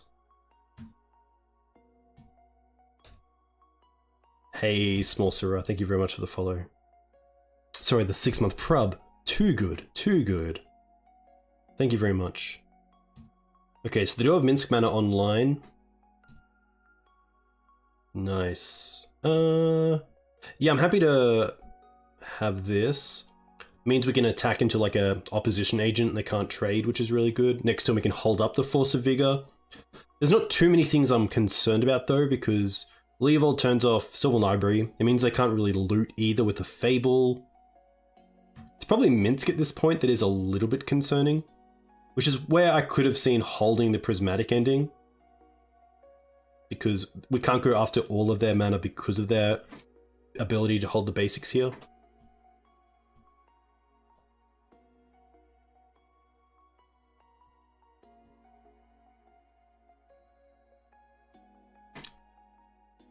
but Leo putting in some hard work. Even something like Ramen up here is very strong. Chalice is fine. I think the Chalice there shows a bit of weakness of it's just something you can do. I will destroy it.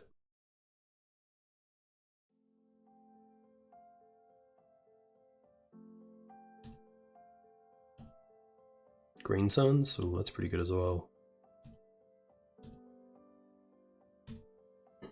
There is a world in this scenario where I should have attacked with the Dried Arbor as well. Even though it's still 4 damage, it means that if they try to remove the Leovold, we still get 1 damage in.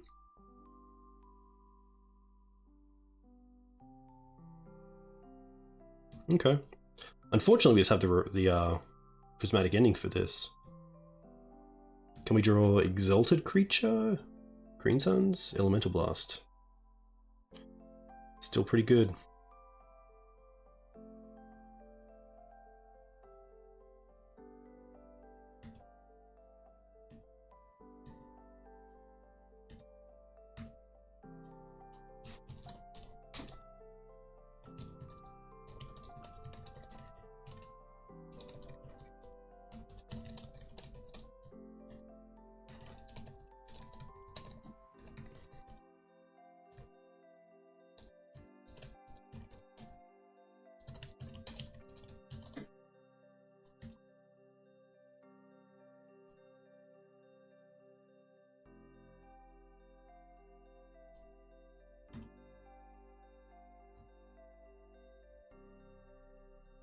Opponent very nice.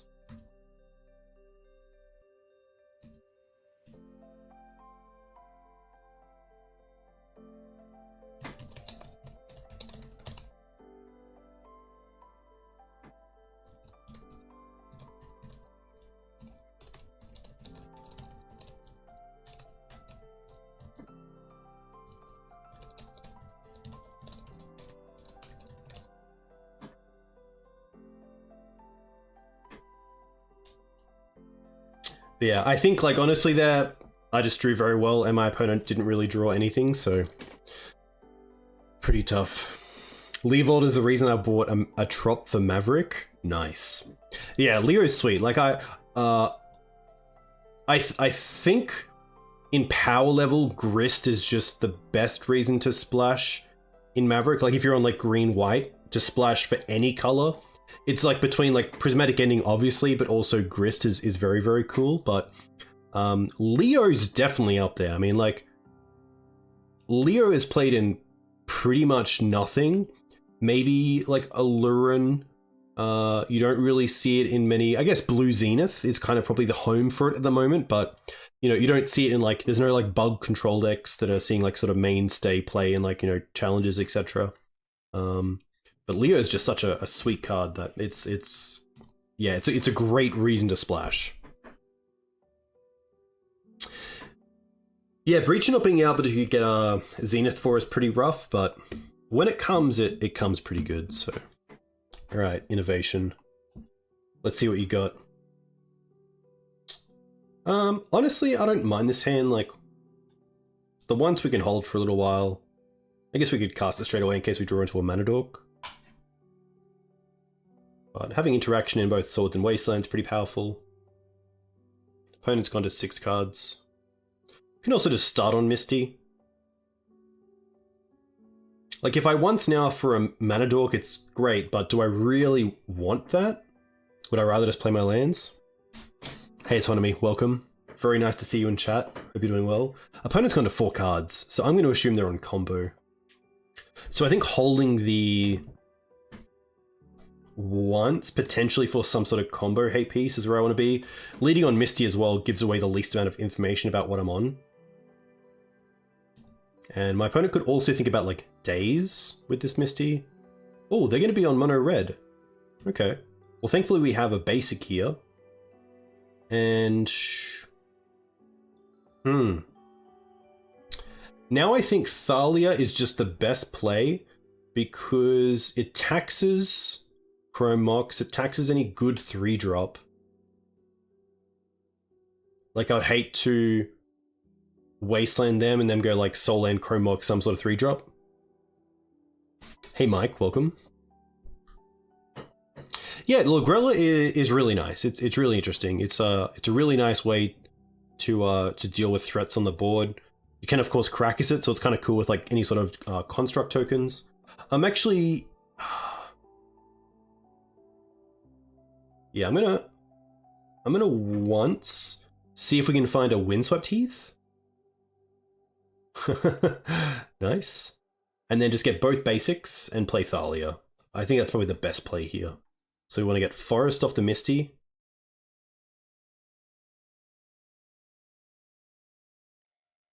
Forest off the Misty. And Plains off the Windswept Heath.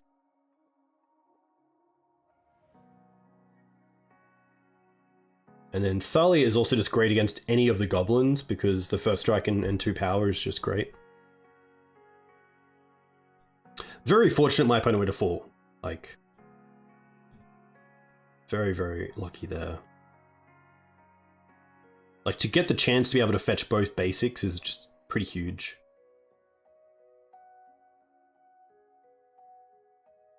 The nice thing about this sort of start, though, is that I might be able to play this game without playing the Tundra, and therefore not showing off the blue Elemental Blasts, which are pretty huge in this matchup, and probably something my opponent doesn't really think of when you think about Maverick. Nice.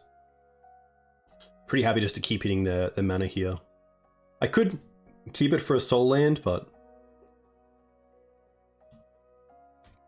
really ahead here.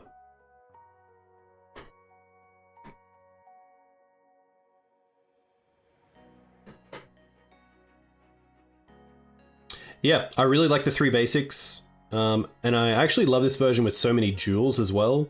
So you can't really get like wastelanded off black. You obviously have 3 sources for blue, which is nice. I guess 4 with the Waterlog Grove and the Manadorks as well, but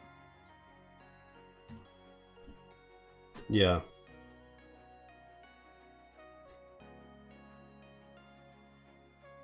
I think Knight would be just probably the best draw.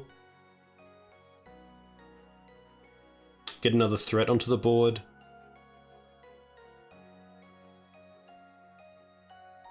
Hey Northern Angels, welcome.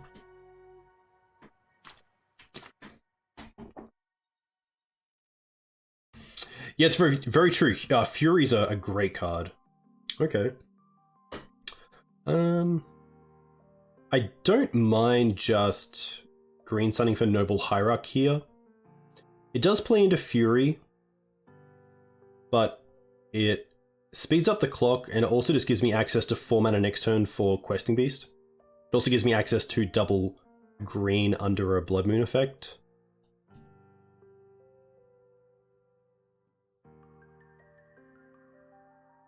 Dead Gone could be an out here for my opponent as well if they play a main deck, like end step Dead Gone, untap, play stuff under. Are there any good Legacy tournaments in Australia? Eternal Weekend is probably the biggest, which is based in Melbourne, in Victoria. It's typically a 3-day event, which is, this year it was Legacy, Australian 7-point Highlander, which is our own format, which is a singleton Eternal format, which is 60 cards. A little bit like Canadian Highlander, but instead of 100 cards, it's just 60. And then Modern this year, Vintage was relegated to being just a... it was relegated just to be a Friday night event, but I think Legacy and Modern were both sellouts at 64 players, I believe, in the store, or close to 60, and then Highlander was around 105, which is cool. Most capital cities in Australia do have a Legacy scene, but they're not hustling and bustling, probably between like 8 to 20 players. Brisbane's pretty lucky because we do have a pretty great setup. But yeah, it can be pretty tough. Okay, I like the Force of Vigors. I like the blue Elemental Blasts. I don't mind the Plagues because of Goblins, but they can be a little bit tough to get onto the board. Teeg is also interesting, but typically you're worried about Fury, not so much Fiery Confluence. You had 12 in Perth last time? Very cool. Yeah, I know Perth has a pretty cool Eternal scene, which is nice. A few of them got over to Eternal Weekend, which is awesome to see.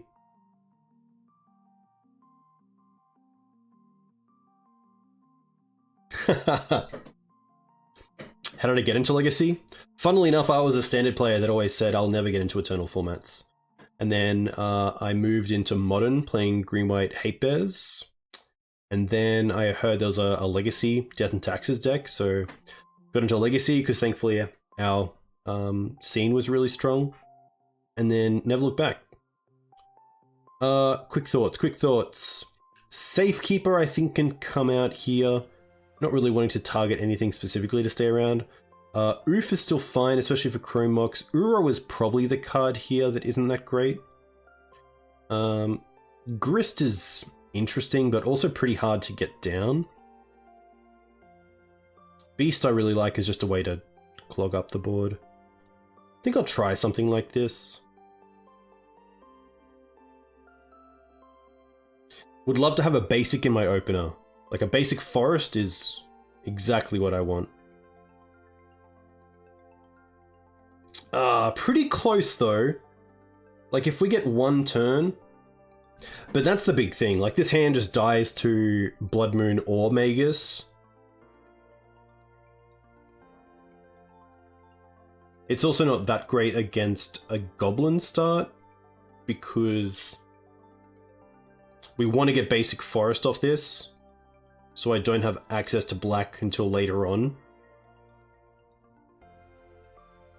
They kept 7. Bird does give me all colors, but I don't expect the bird to live for more than a turn. Even if they chalice for one turn one, that's pretty awkward as well. I think like a Force of Vigor hand would be better. Nice. This is actually pretty perfect. We have a fetch land, which gives us access potentially to a forest. So I think I might drop the Tundra. That gives me access to all my colors, so I can actually bottom the Bayou here. Yeah, very true. Birds of Paradise says target opponent discards a removal spell.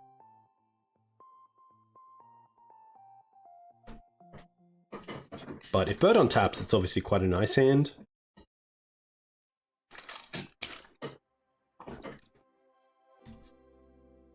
I could be really aggressive here and force the Chrome Mox, which would stop this from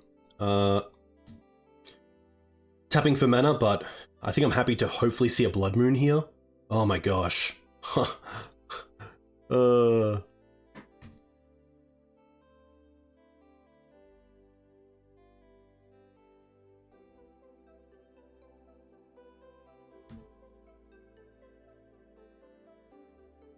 Now the question is, do I want to force here or untap and see what I draw? Because in their upkeep, I could still force something. I could still force in their next upkeep so they can't actually use the Chrome Mox for mana anyway. Like, say I drew into Dryad Arbor, I'd much rather pitch the Dryad Arbor to Force of Vigor.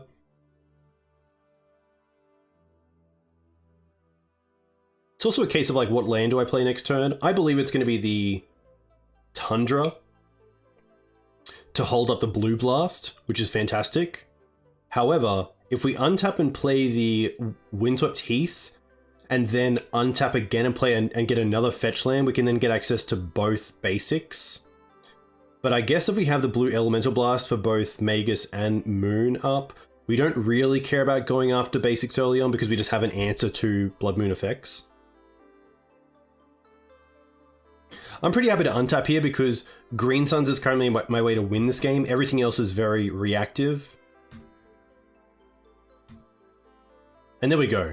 I think now I'm pretty happy to play Tundra, which allows me to hold up Blue Blast next turn because we can upkeep Force Pitch the Bird. But I do want to set a stop here. So upkeep, force these two pitching Bird.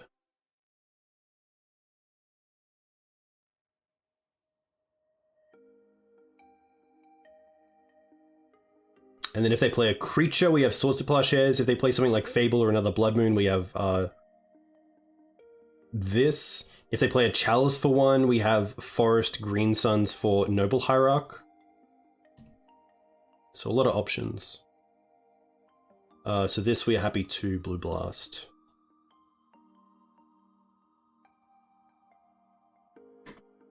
Now they're down to a single mountain and one card in hand. So now we're in a really good spot. And here I'm pretty happy to get Basic Forest and then probably just Green Suns for Birds of Paradise, which we still have one of, which gives us access to all our colors, including black.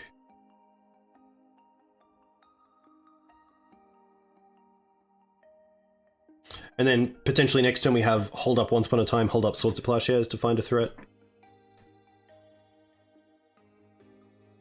Like they have to have here like Soul Land threat, or else, yeah. Tough. Another Noble's interesting. I'm gonna start with Once. Okay. Second Forest is pretty nice. I kind of want these Prismatics and Swords, but not right now. So I think we'll go play Misty, play Noble.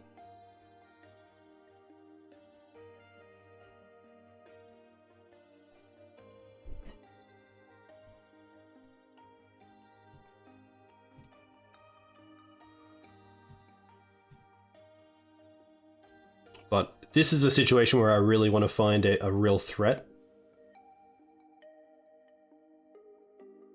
This is more than fine. Like, our mana is on point anyway, so...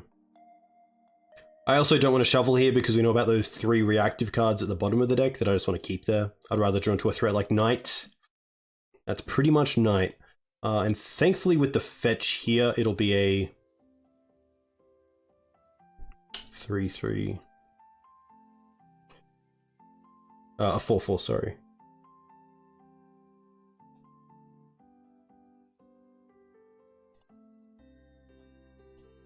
I think Night of the Reliquary is just the best card to get here. Yeah.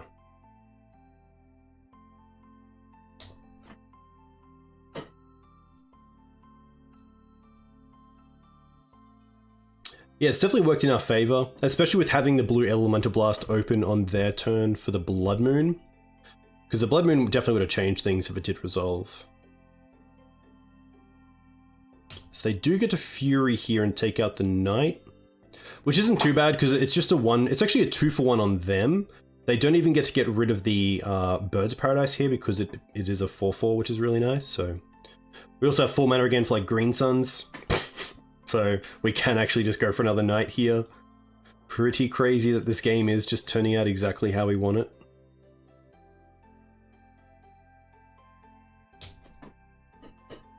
Like, it's just... yeah. Exactly Northern Angels. Paid actor. Paid actor. Did I hear a concession? Oh. That's how you do it. That's how you do it. All right. That's pretty funny. Like,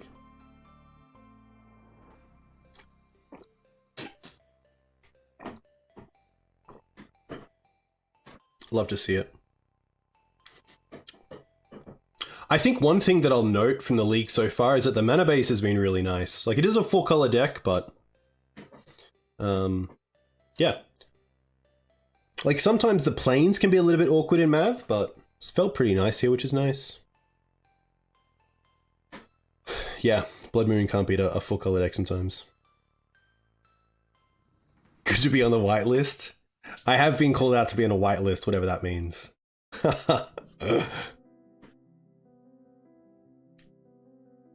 Thanks, Flux. I am waking up in 8 hours. But yeah, deck's been sweet. You could definitely say this is another version of Blue Zenith. And you could say Blue Zenith is probably a little bit more scripted in the way that you want to be able to play it. Just has a bit more competitiveness with, like, Force of Wills, of course. Play Leyland Binding. Getting pretty close to Leyland Binding. I mean, you could just play one Tri-Land. But I don't think Leyline Binding shores up any of the bad matchups, unfortunately. Pretty happy to keep this. To dry it up, it makes this a 6, and I'm happy to keep this as a 6. Alright. Thalia would be cool. Alright. There she is.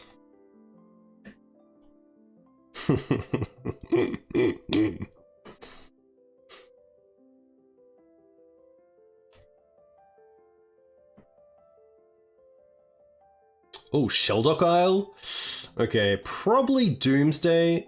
It could also be the... it's definitely an Oracle deck, which is going to be pretty tough, but I do feel like Thalia here is going to be one of the better cards to have against this deck.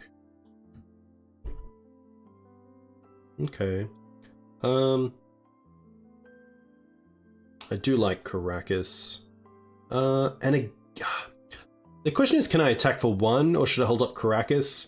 I think I'm happy to tap off Karakas here to get in for 1, because I think the only way I'm going to win this game is through combat. And if this doesn't even hit the battlefield, to be able to, like, attack as well is quite nice. Okay.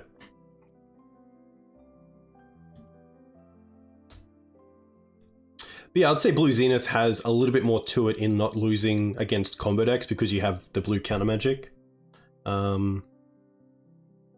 But it is a sweet deck, especially like the snow versions. Oh, double Sheldock Isle. Okay. The tough thing about Lagrella here is that it's not a great...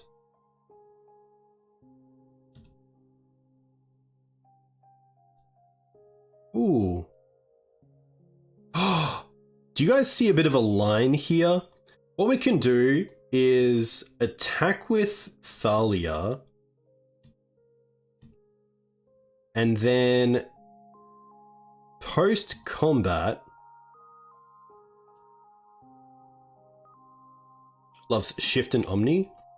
See, I was going to say we can speed up the clock by land.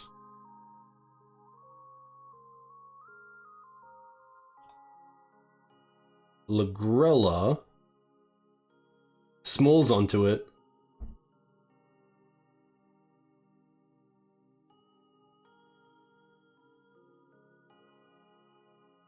This does turn on Brainstorm, but I'm okay with that to get the extra 2 damage in. I guess we get the extra 2 damage in anyway with Lagrella. My line is exile Thalia and then return with Karakas the Lagrella to get the Thalia back with 2 +1/+1 counters on it. But I do get 2 damage through with the Lagrella anyway. I mean, if this got countered, I wouldn't be too mad about that either.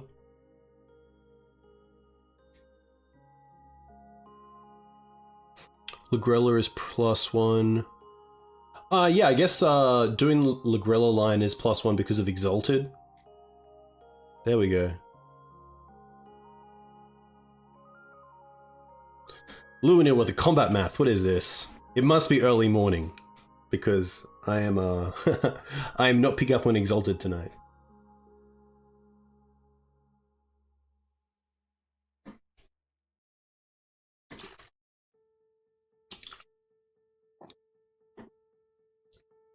Opponent having a pretty solid read.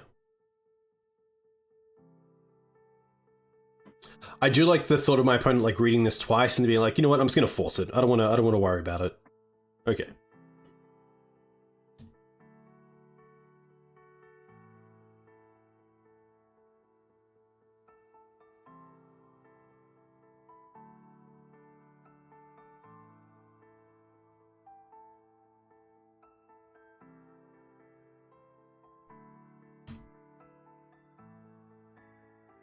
Nice.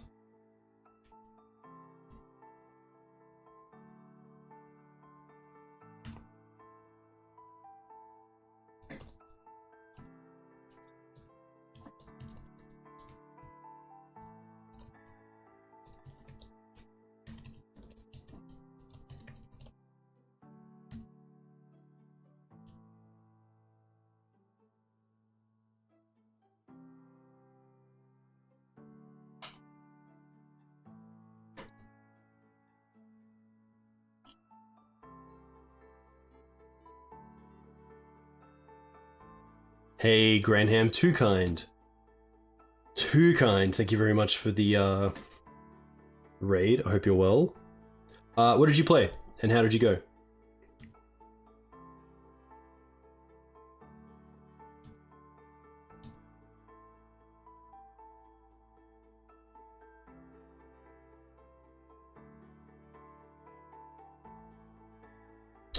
DOM draft? Nice. How do you like the draft format?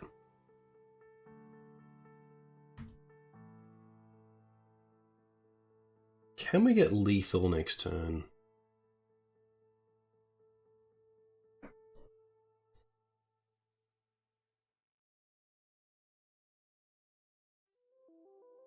I think it starts with the knight. And maybe even like green suns for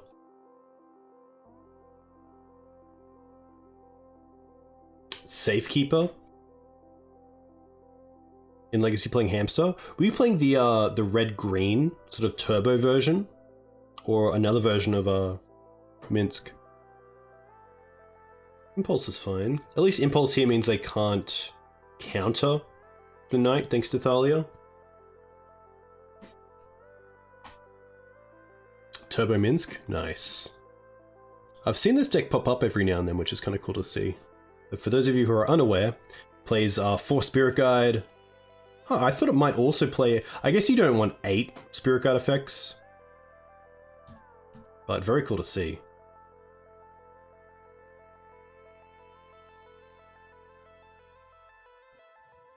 Oh, they're going to try to force it, but they can't.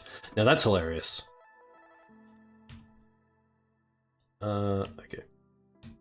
Played the fetch there of the Dryad Arbor, because if we draw a double fetch, I want to get both lands into the bin.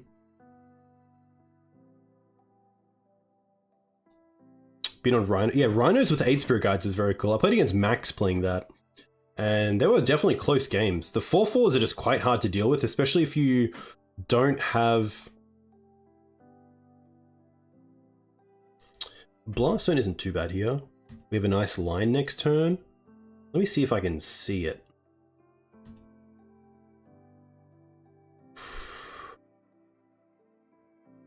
Double Waste. Oh, very nice. Double Waste is sick.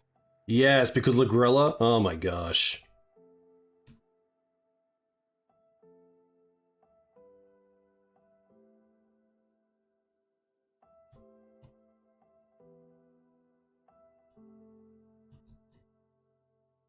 Okay, that means we want to attack just with the Thalia here.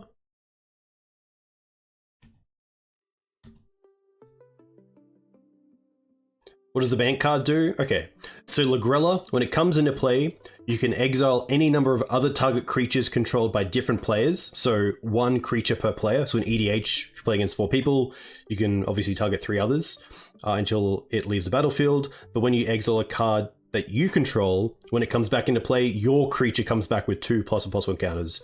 So it's kind of like a an O-ring effect that you can also O-ring your own creatures. If you want to play around something like a Supreme Verdict or Terminus, which is kind of cool. And then get your creature back as a bigger threat. We do know about Force of Will, however. So I think here... I probably want to cast Lagrella first, and then respond to her trigger by using Knight.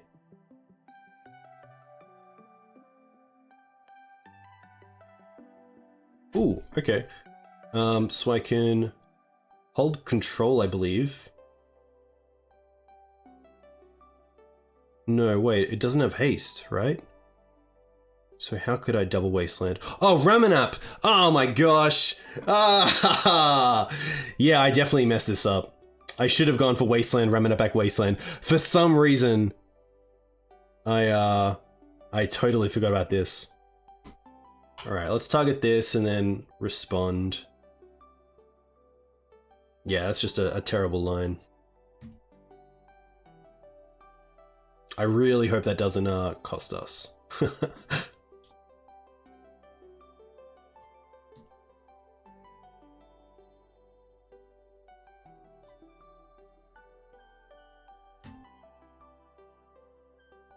For some reason, I was like having this like galaxy brain line through Lagrella, and it's literally just Night, Ramanap, Wasteland. But hey, I think if we Wastelanded, they would probably force the Ramanap potentially.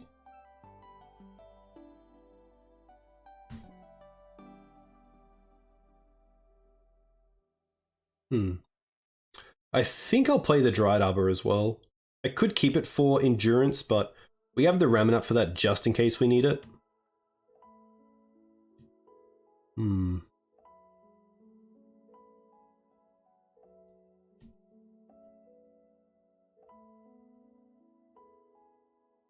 Okay. Nice. Very, very close though. I like the Gaddock Teeg. I think I like the Hull Breaches. I like the Deafening Silence as just like a slowdown effect, but I don't think they're great.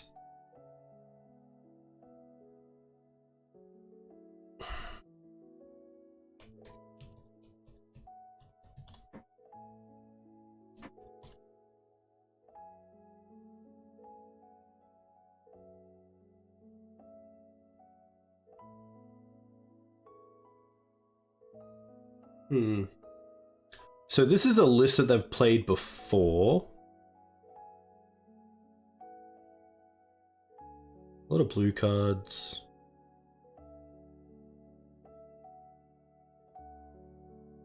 Yeah, I think it's definitely going to be the Hull Breaches. And I do like the Teeg. Deafening Silence slowing them down I think is pretty good. I think we can take out the Prismatic Endings. Doesn't really hit a whole lot. Like we have swords for these. Chalice I guess is kind of annoying. Collector Oof can come out. Ramanap is probably not where I want to be. Grist can come out. Uro. I think Uro's just a little bit... Like, we already have a pretty good game plan for the mid-range plan.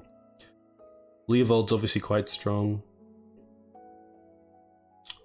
I think it's Ramanap. I think I'd rather just have the Hull Breaches in that 3-mana slot. Beast just being able to get through Paradigm... Not Paradigm Shift... Lapse. The enchantment, I believe it gets through. Thought Lash. Because that prevents damage. I do want the Safekeeper because they most likely have bounce effects. I could see going down on Prismatic Endings and probably down on like Sword as well. Just having 3 Sword, 2 Prismatic Ending. I guess there's a world where like we just have to try to get them with Ramanap and Wasteland and Night, so I think like a 2-2 split of Swords and Prismatic is fine. Ooh, Force of Vigor for Shift is pretty nice though. Maybe I don't want the Deafening Silences so much. Just have like 1.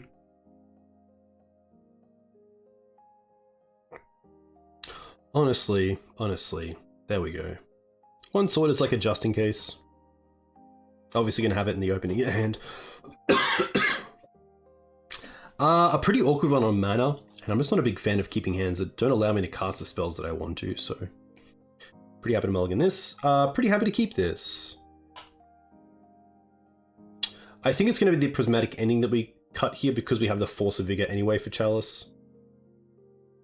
And we do just have some good threats if this game goes the way that we kind of want.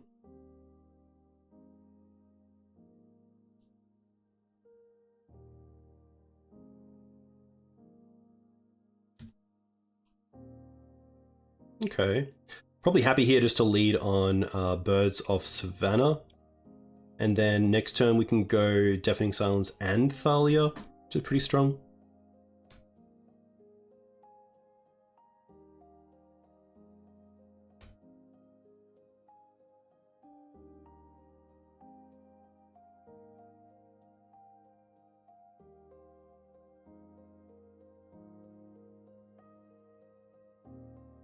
Wow, double Shelldock both games. Which is pretty nice for us. It's obviously a slow way to get towards where you want to be. Noble. Okay. Start with Silence.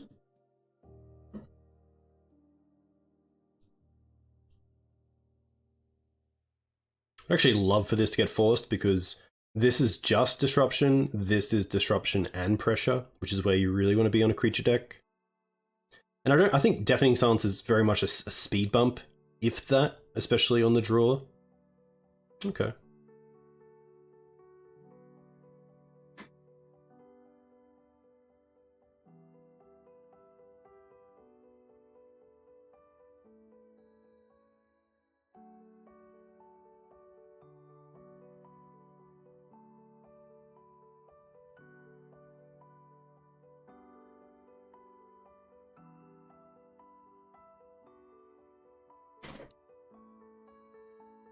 Ooh.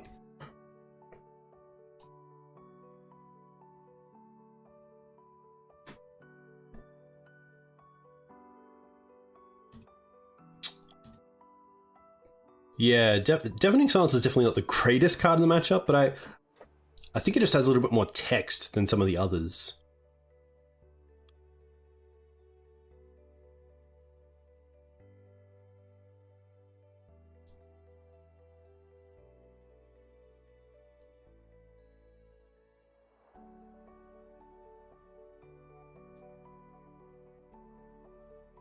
Okay.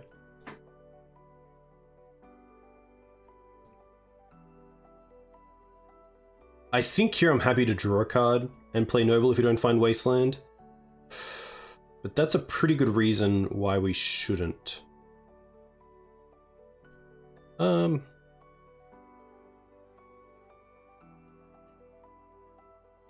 happy to attack and then probably just play Knight.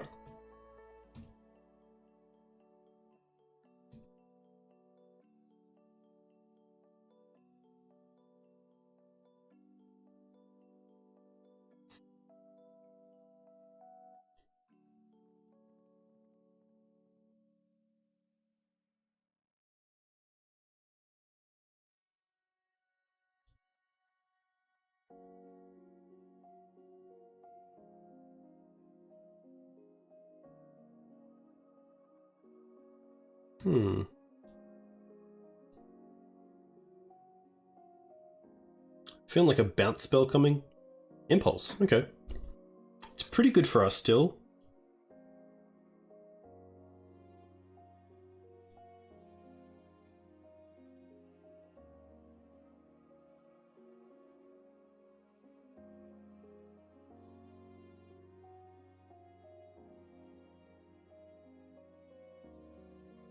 Impulse is a pretty funny card because I believe the first printing has, instead of just putting them on the bottom of your library in any order, it says shuffle, which is not what it does these days. So if you are playing with an old version, remember not to look at the top 4, take a card, and then shuffle your deck. You just put them at the bottom of the deck.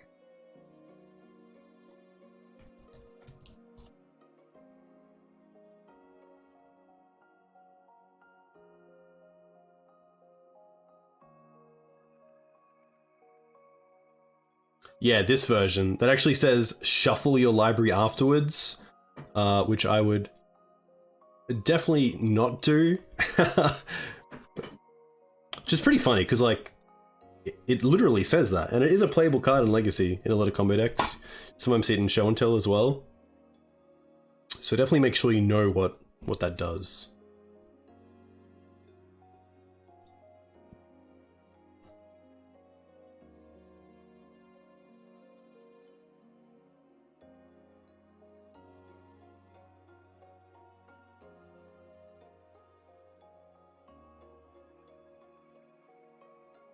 Okay.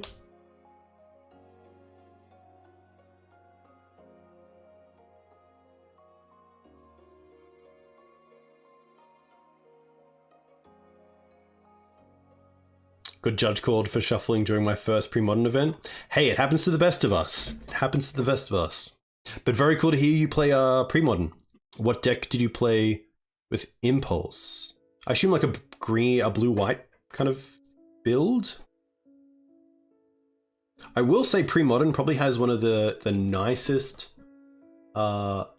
websites.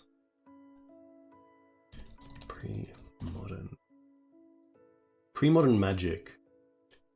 Especially when you look at the actual decks you can play, I like how they are play them out.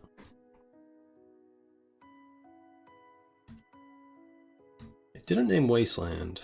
Haha, nice. So now we just go... I think playing Noble here is better than drawing a card, but it's close. Because what I want to do is Wasteland, most likely the Ancient Tomb. And then we want a mana left over for Thalia.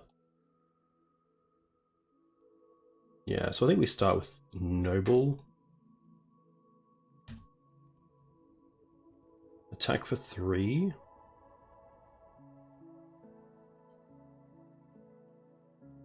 Maybe the line, honestly, was just to attack with both creatures after we Wasteland and drew a card, which is 3, 4, 5, 6, 7, which is just a 2-turn clock. I think that's probably better, to be honest. I think I've made the wrong decision here.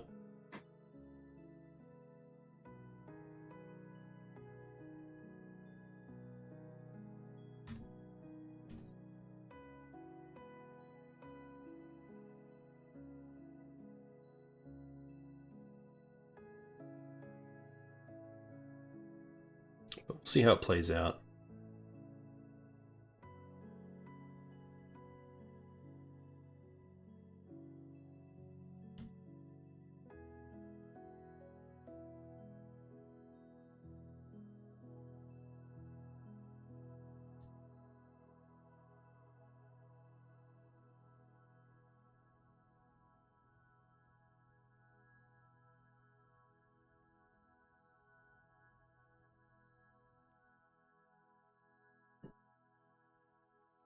Borrowed blue-green turbo turns with Oath. Interesting. Enchantress looks really nice. BANT Enchantress seems very cool. Words of Wind and... Okay, I need to I need to card these. Words of Wind. Biorhythm.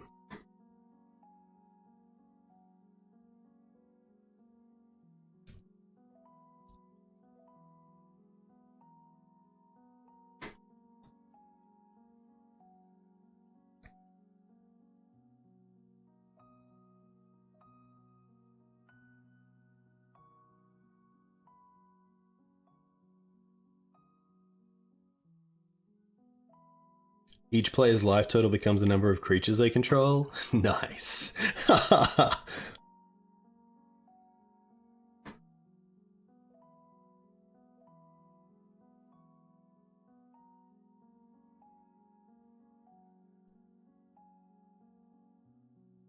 would love to play that in blue-green Omni as just another way to win.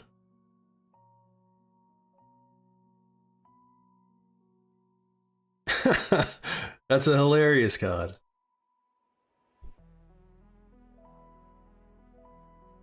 Oh, they're going to force it, which isn't too bad because it still keeps them off the ability to play out that 4-mana spell.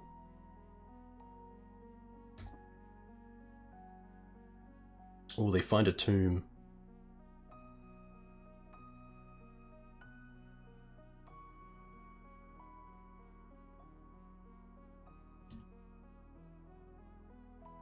Safekeeper. Oh, does that? So close. Come on, Wasteland, one time. Or a fetch land? Oh, once. We can't cast it currently.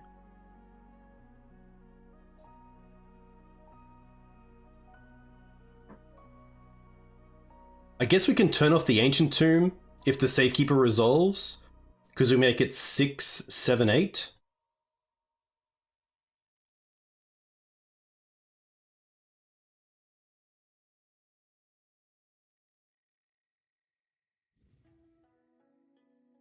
And they only have 3 cards left. So if they force this... Oh, they don't. Oh. Now it's actually pretty interesting because we only have 1 land here. So if we attack for 7, put them to 3, and they have a removal spell or a bounce spell, and respond to Sylvan Safekeeper's ability and bounce something, then it is a little bit awkward for us. But putting them to 2, I think is just so good because it turns off that tomb. I think I'd deal first strike first with the Thalia.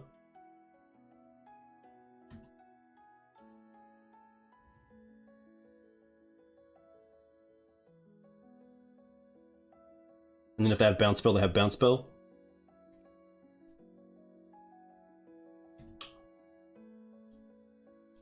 Nice. So now it's very hard for them to get there.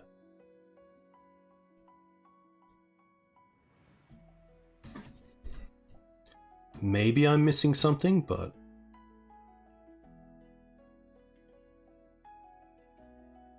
The tomb doesn't tap for mana. Currently have 3 mana. They only have 2 blue as well, so they can't go like Soul Land into Paradigm Shift and Oracle because they need access to 3 blue mana. They can't even just cast an Oracle to block because we have Thalia, which is lethal.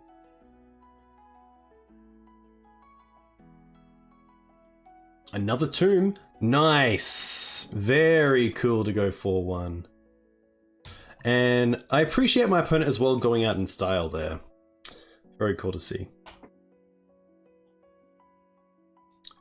Deck was pretty sweet. How do I feel about Once Upon a Time?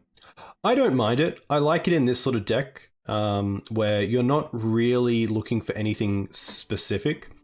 The reason that I don't like it in some of the depths decks, like green-black depths, is that you really want to make sure you keep a hand with both pieces of the combo, either Hexmage or Stage, or Dark Depths and one of those pieces, or potentially one of these pieces and Crop Rotation. And if you keep a hand with, like, say, Hexmage or Stage, and you have a Once Upon a Time that will find Dark Depths, or is your copy of Dark Depths, and you don't find it, you find something else, then it really puts you behind. But I don't mind it in Mav. And the deck did really well. I was pretty happy with it. I was a little bit concerned about the 3-drops in the deck. Like, there's obviously a lot of them, but they all performed really well. Like, Leovold held its weight. Lagrella was very cool. Grist is obviously great for grinding. I really like Savekeeper. Savekeeper is a tutorable Mother of Runes, which is really nice. Obviously not as good, if not very much, on the opposite side of the spectrum in terms of playability on the early turns. But the ability to find it, to sacrifice lands to win out of nowhere with Knight is really nice. And it also just gives you more slots to play around with. So instead of playing 3 to 4 mums, you can just play Sylvan Safekeeper and then have it as a Green Sun's target when needed. And it is nice to have with something like Collector Oof against a deck like 8-cast, where you can actually protect it from Aether Spellbomb or Otawara, or Dismember, potentially. So, pretty nice. There are 12 3-drops, but to be fair, we do have a lot of ways to get to 3 mana early on. We do have 6 Mana Dorks, so I guess we have 9 Turn 1 accelerations, thanks to Green Sun Zenith. Also 23 lands, including Dryad Arbor, with 3 onces. I could see, like, I think Lagrella is great. I could see Knight of Autumn going back to just being Outland Liberator to lower that curve a little bit. But yeah, overall, pretty sweet. Yeah, once does help finding those turn 1 dorks, especially when you need it. But it would probably be nice to find maybe some more 2-drops that could be played in the deck. Teeg's probably a big flex. I think Teeg's a flex. I do like the breaches, the opposition agents, the engineers. Blue and Elemental Blast was great tonight against the Mono-R Stompy. One thing to definitely note is that Once Upon a Time is card selection, not card advantage. So I wouldn't say it's on the same level as something like Sylvan Library, which I could see in the board for some of the more mid-range matchups where you just want to have that ability to purchase cards off the top of your deck. But yeah, it felt really nice. I was a big fan, so a big thank you to Joe for sending it through as his Patreon donation deck list. It was awesome. The mana was great. I think if anything, yeah, just to not get those awkward hands of like, 3 lands, 3/3 removal spell or something. Maybe not that. That's actually not too bad, but there's definitely hands where you can get them where they're just a little bit rough. I think if anything, maybe like a surgical or 2 on the board, which would be kind of nice. But if you are playing for a weekend event, then I can definitely see why, if you know like what the metagame is, that this is, yeah, pretty solid. So a big thank you again. That is going to be me. It is, wow, it is midnight. I did not realize the time because I was having such good fun with you guys. A huge thank you to you guys for coming in and watching. For the new followers, new subs, I very much appreciate it. You guys can, of course, find me on YouTube at here and at Twitter, Teeg's on Twitch. I am going to see who else is streaming. A big thank you to Granham for the raid. But I'll be back most likely Thursday night. I have a nice donation list coming of a player who just wanted to see a Maverick list with Titania, which I think is pretty cool to brew around, and obviously really nice when I'm playing Sylvan Safekeeper in Mav at the moment. They obviously work really well together. So pretty keen to see how that goes. But a huge thank you to you guys. It looks like Tagores is streaming Modern Pioneer.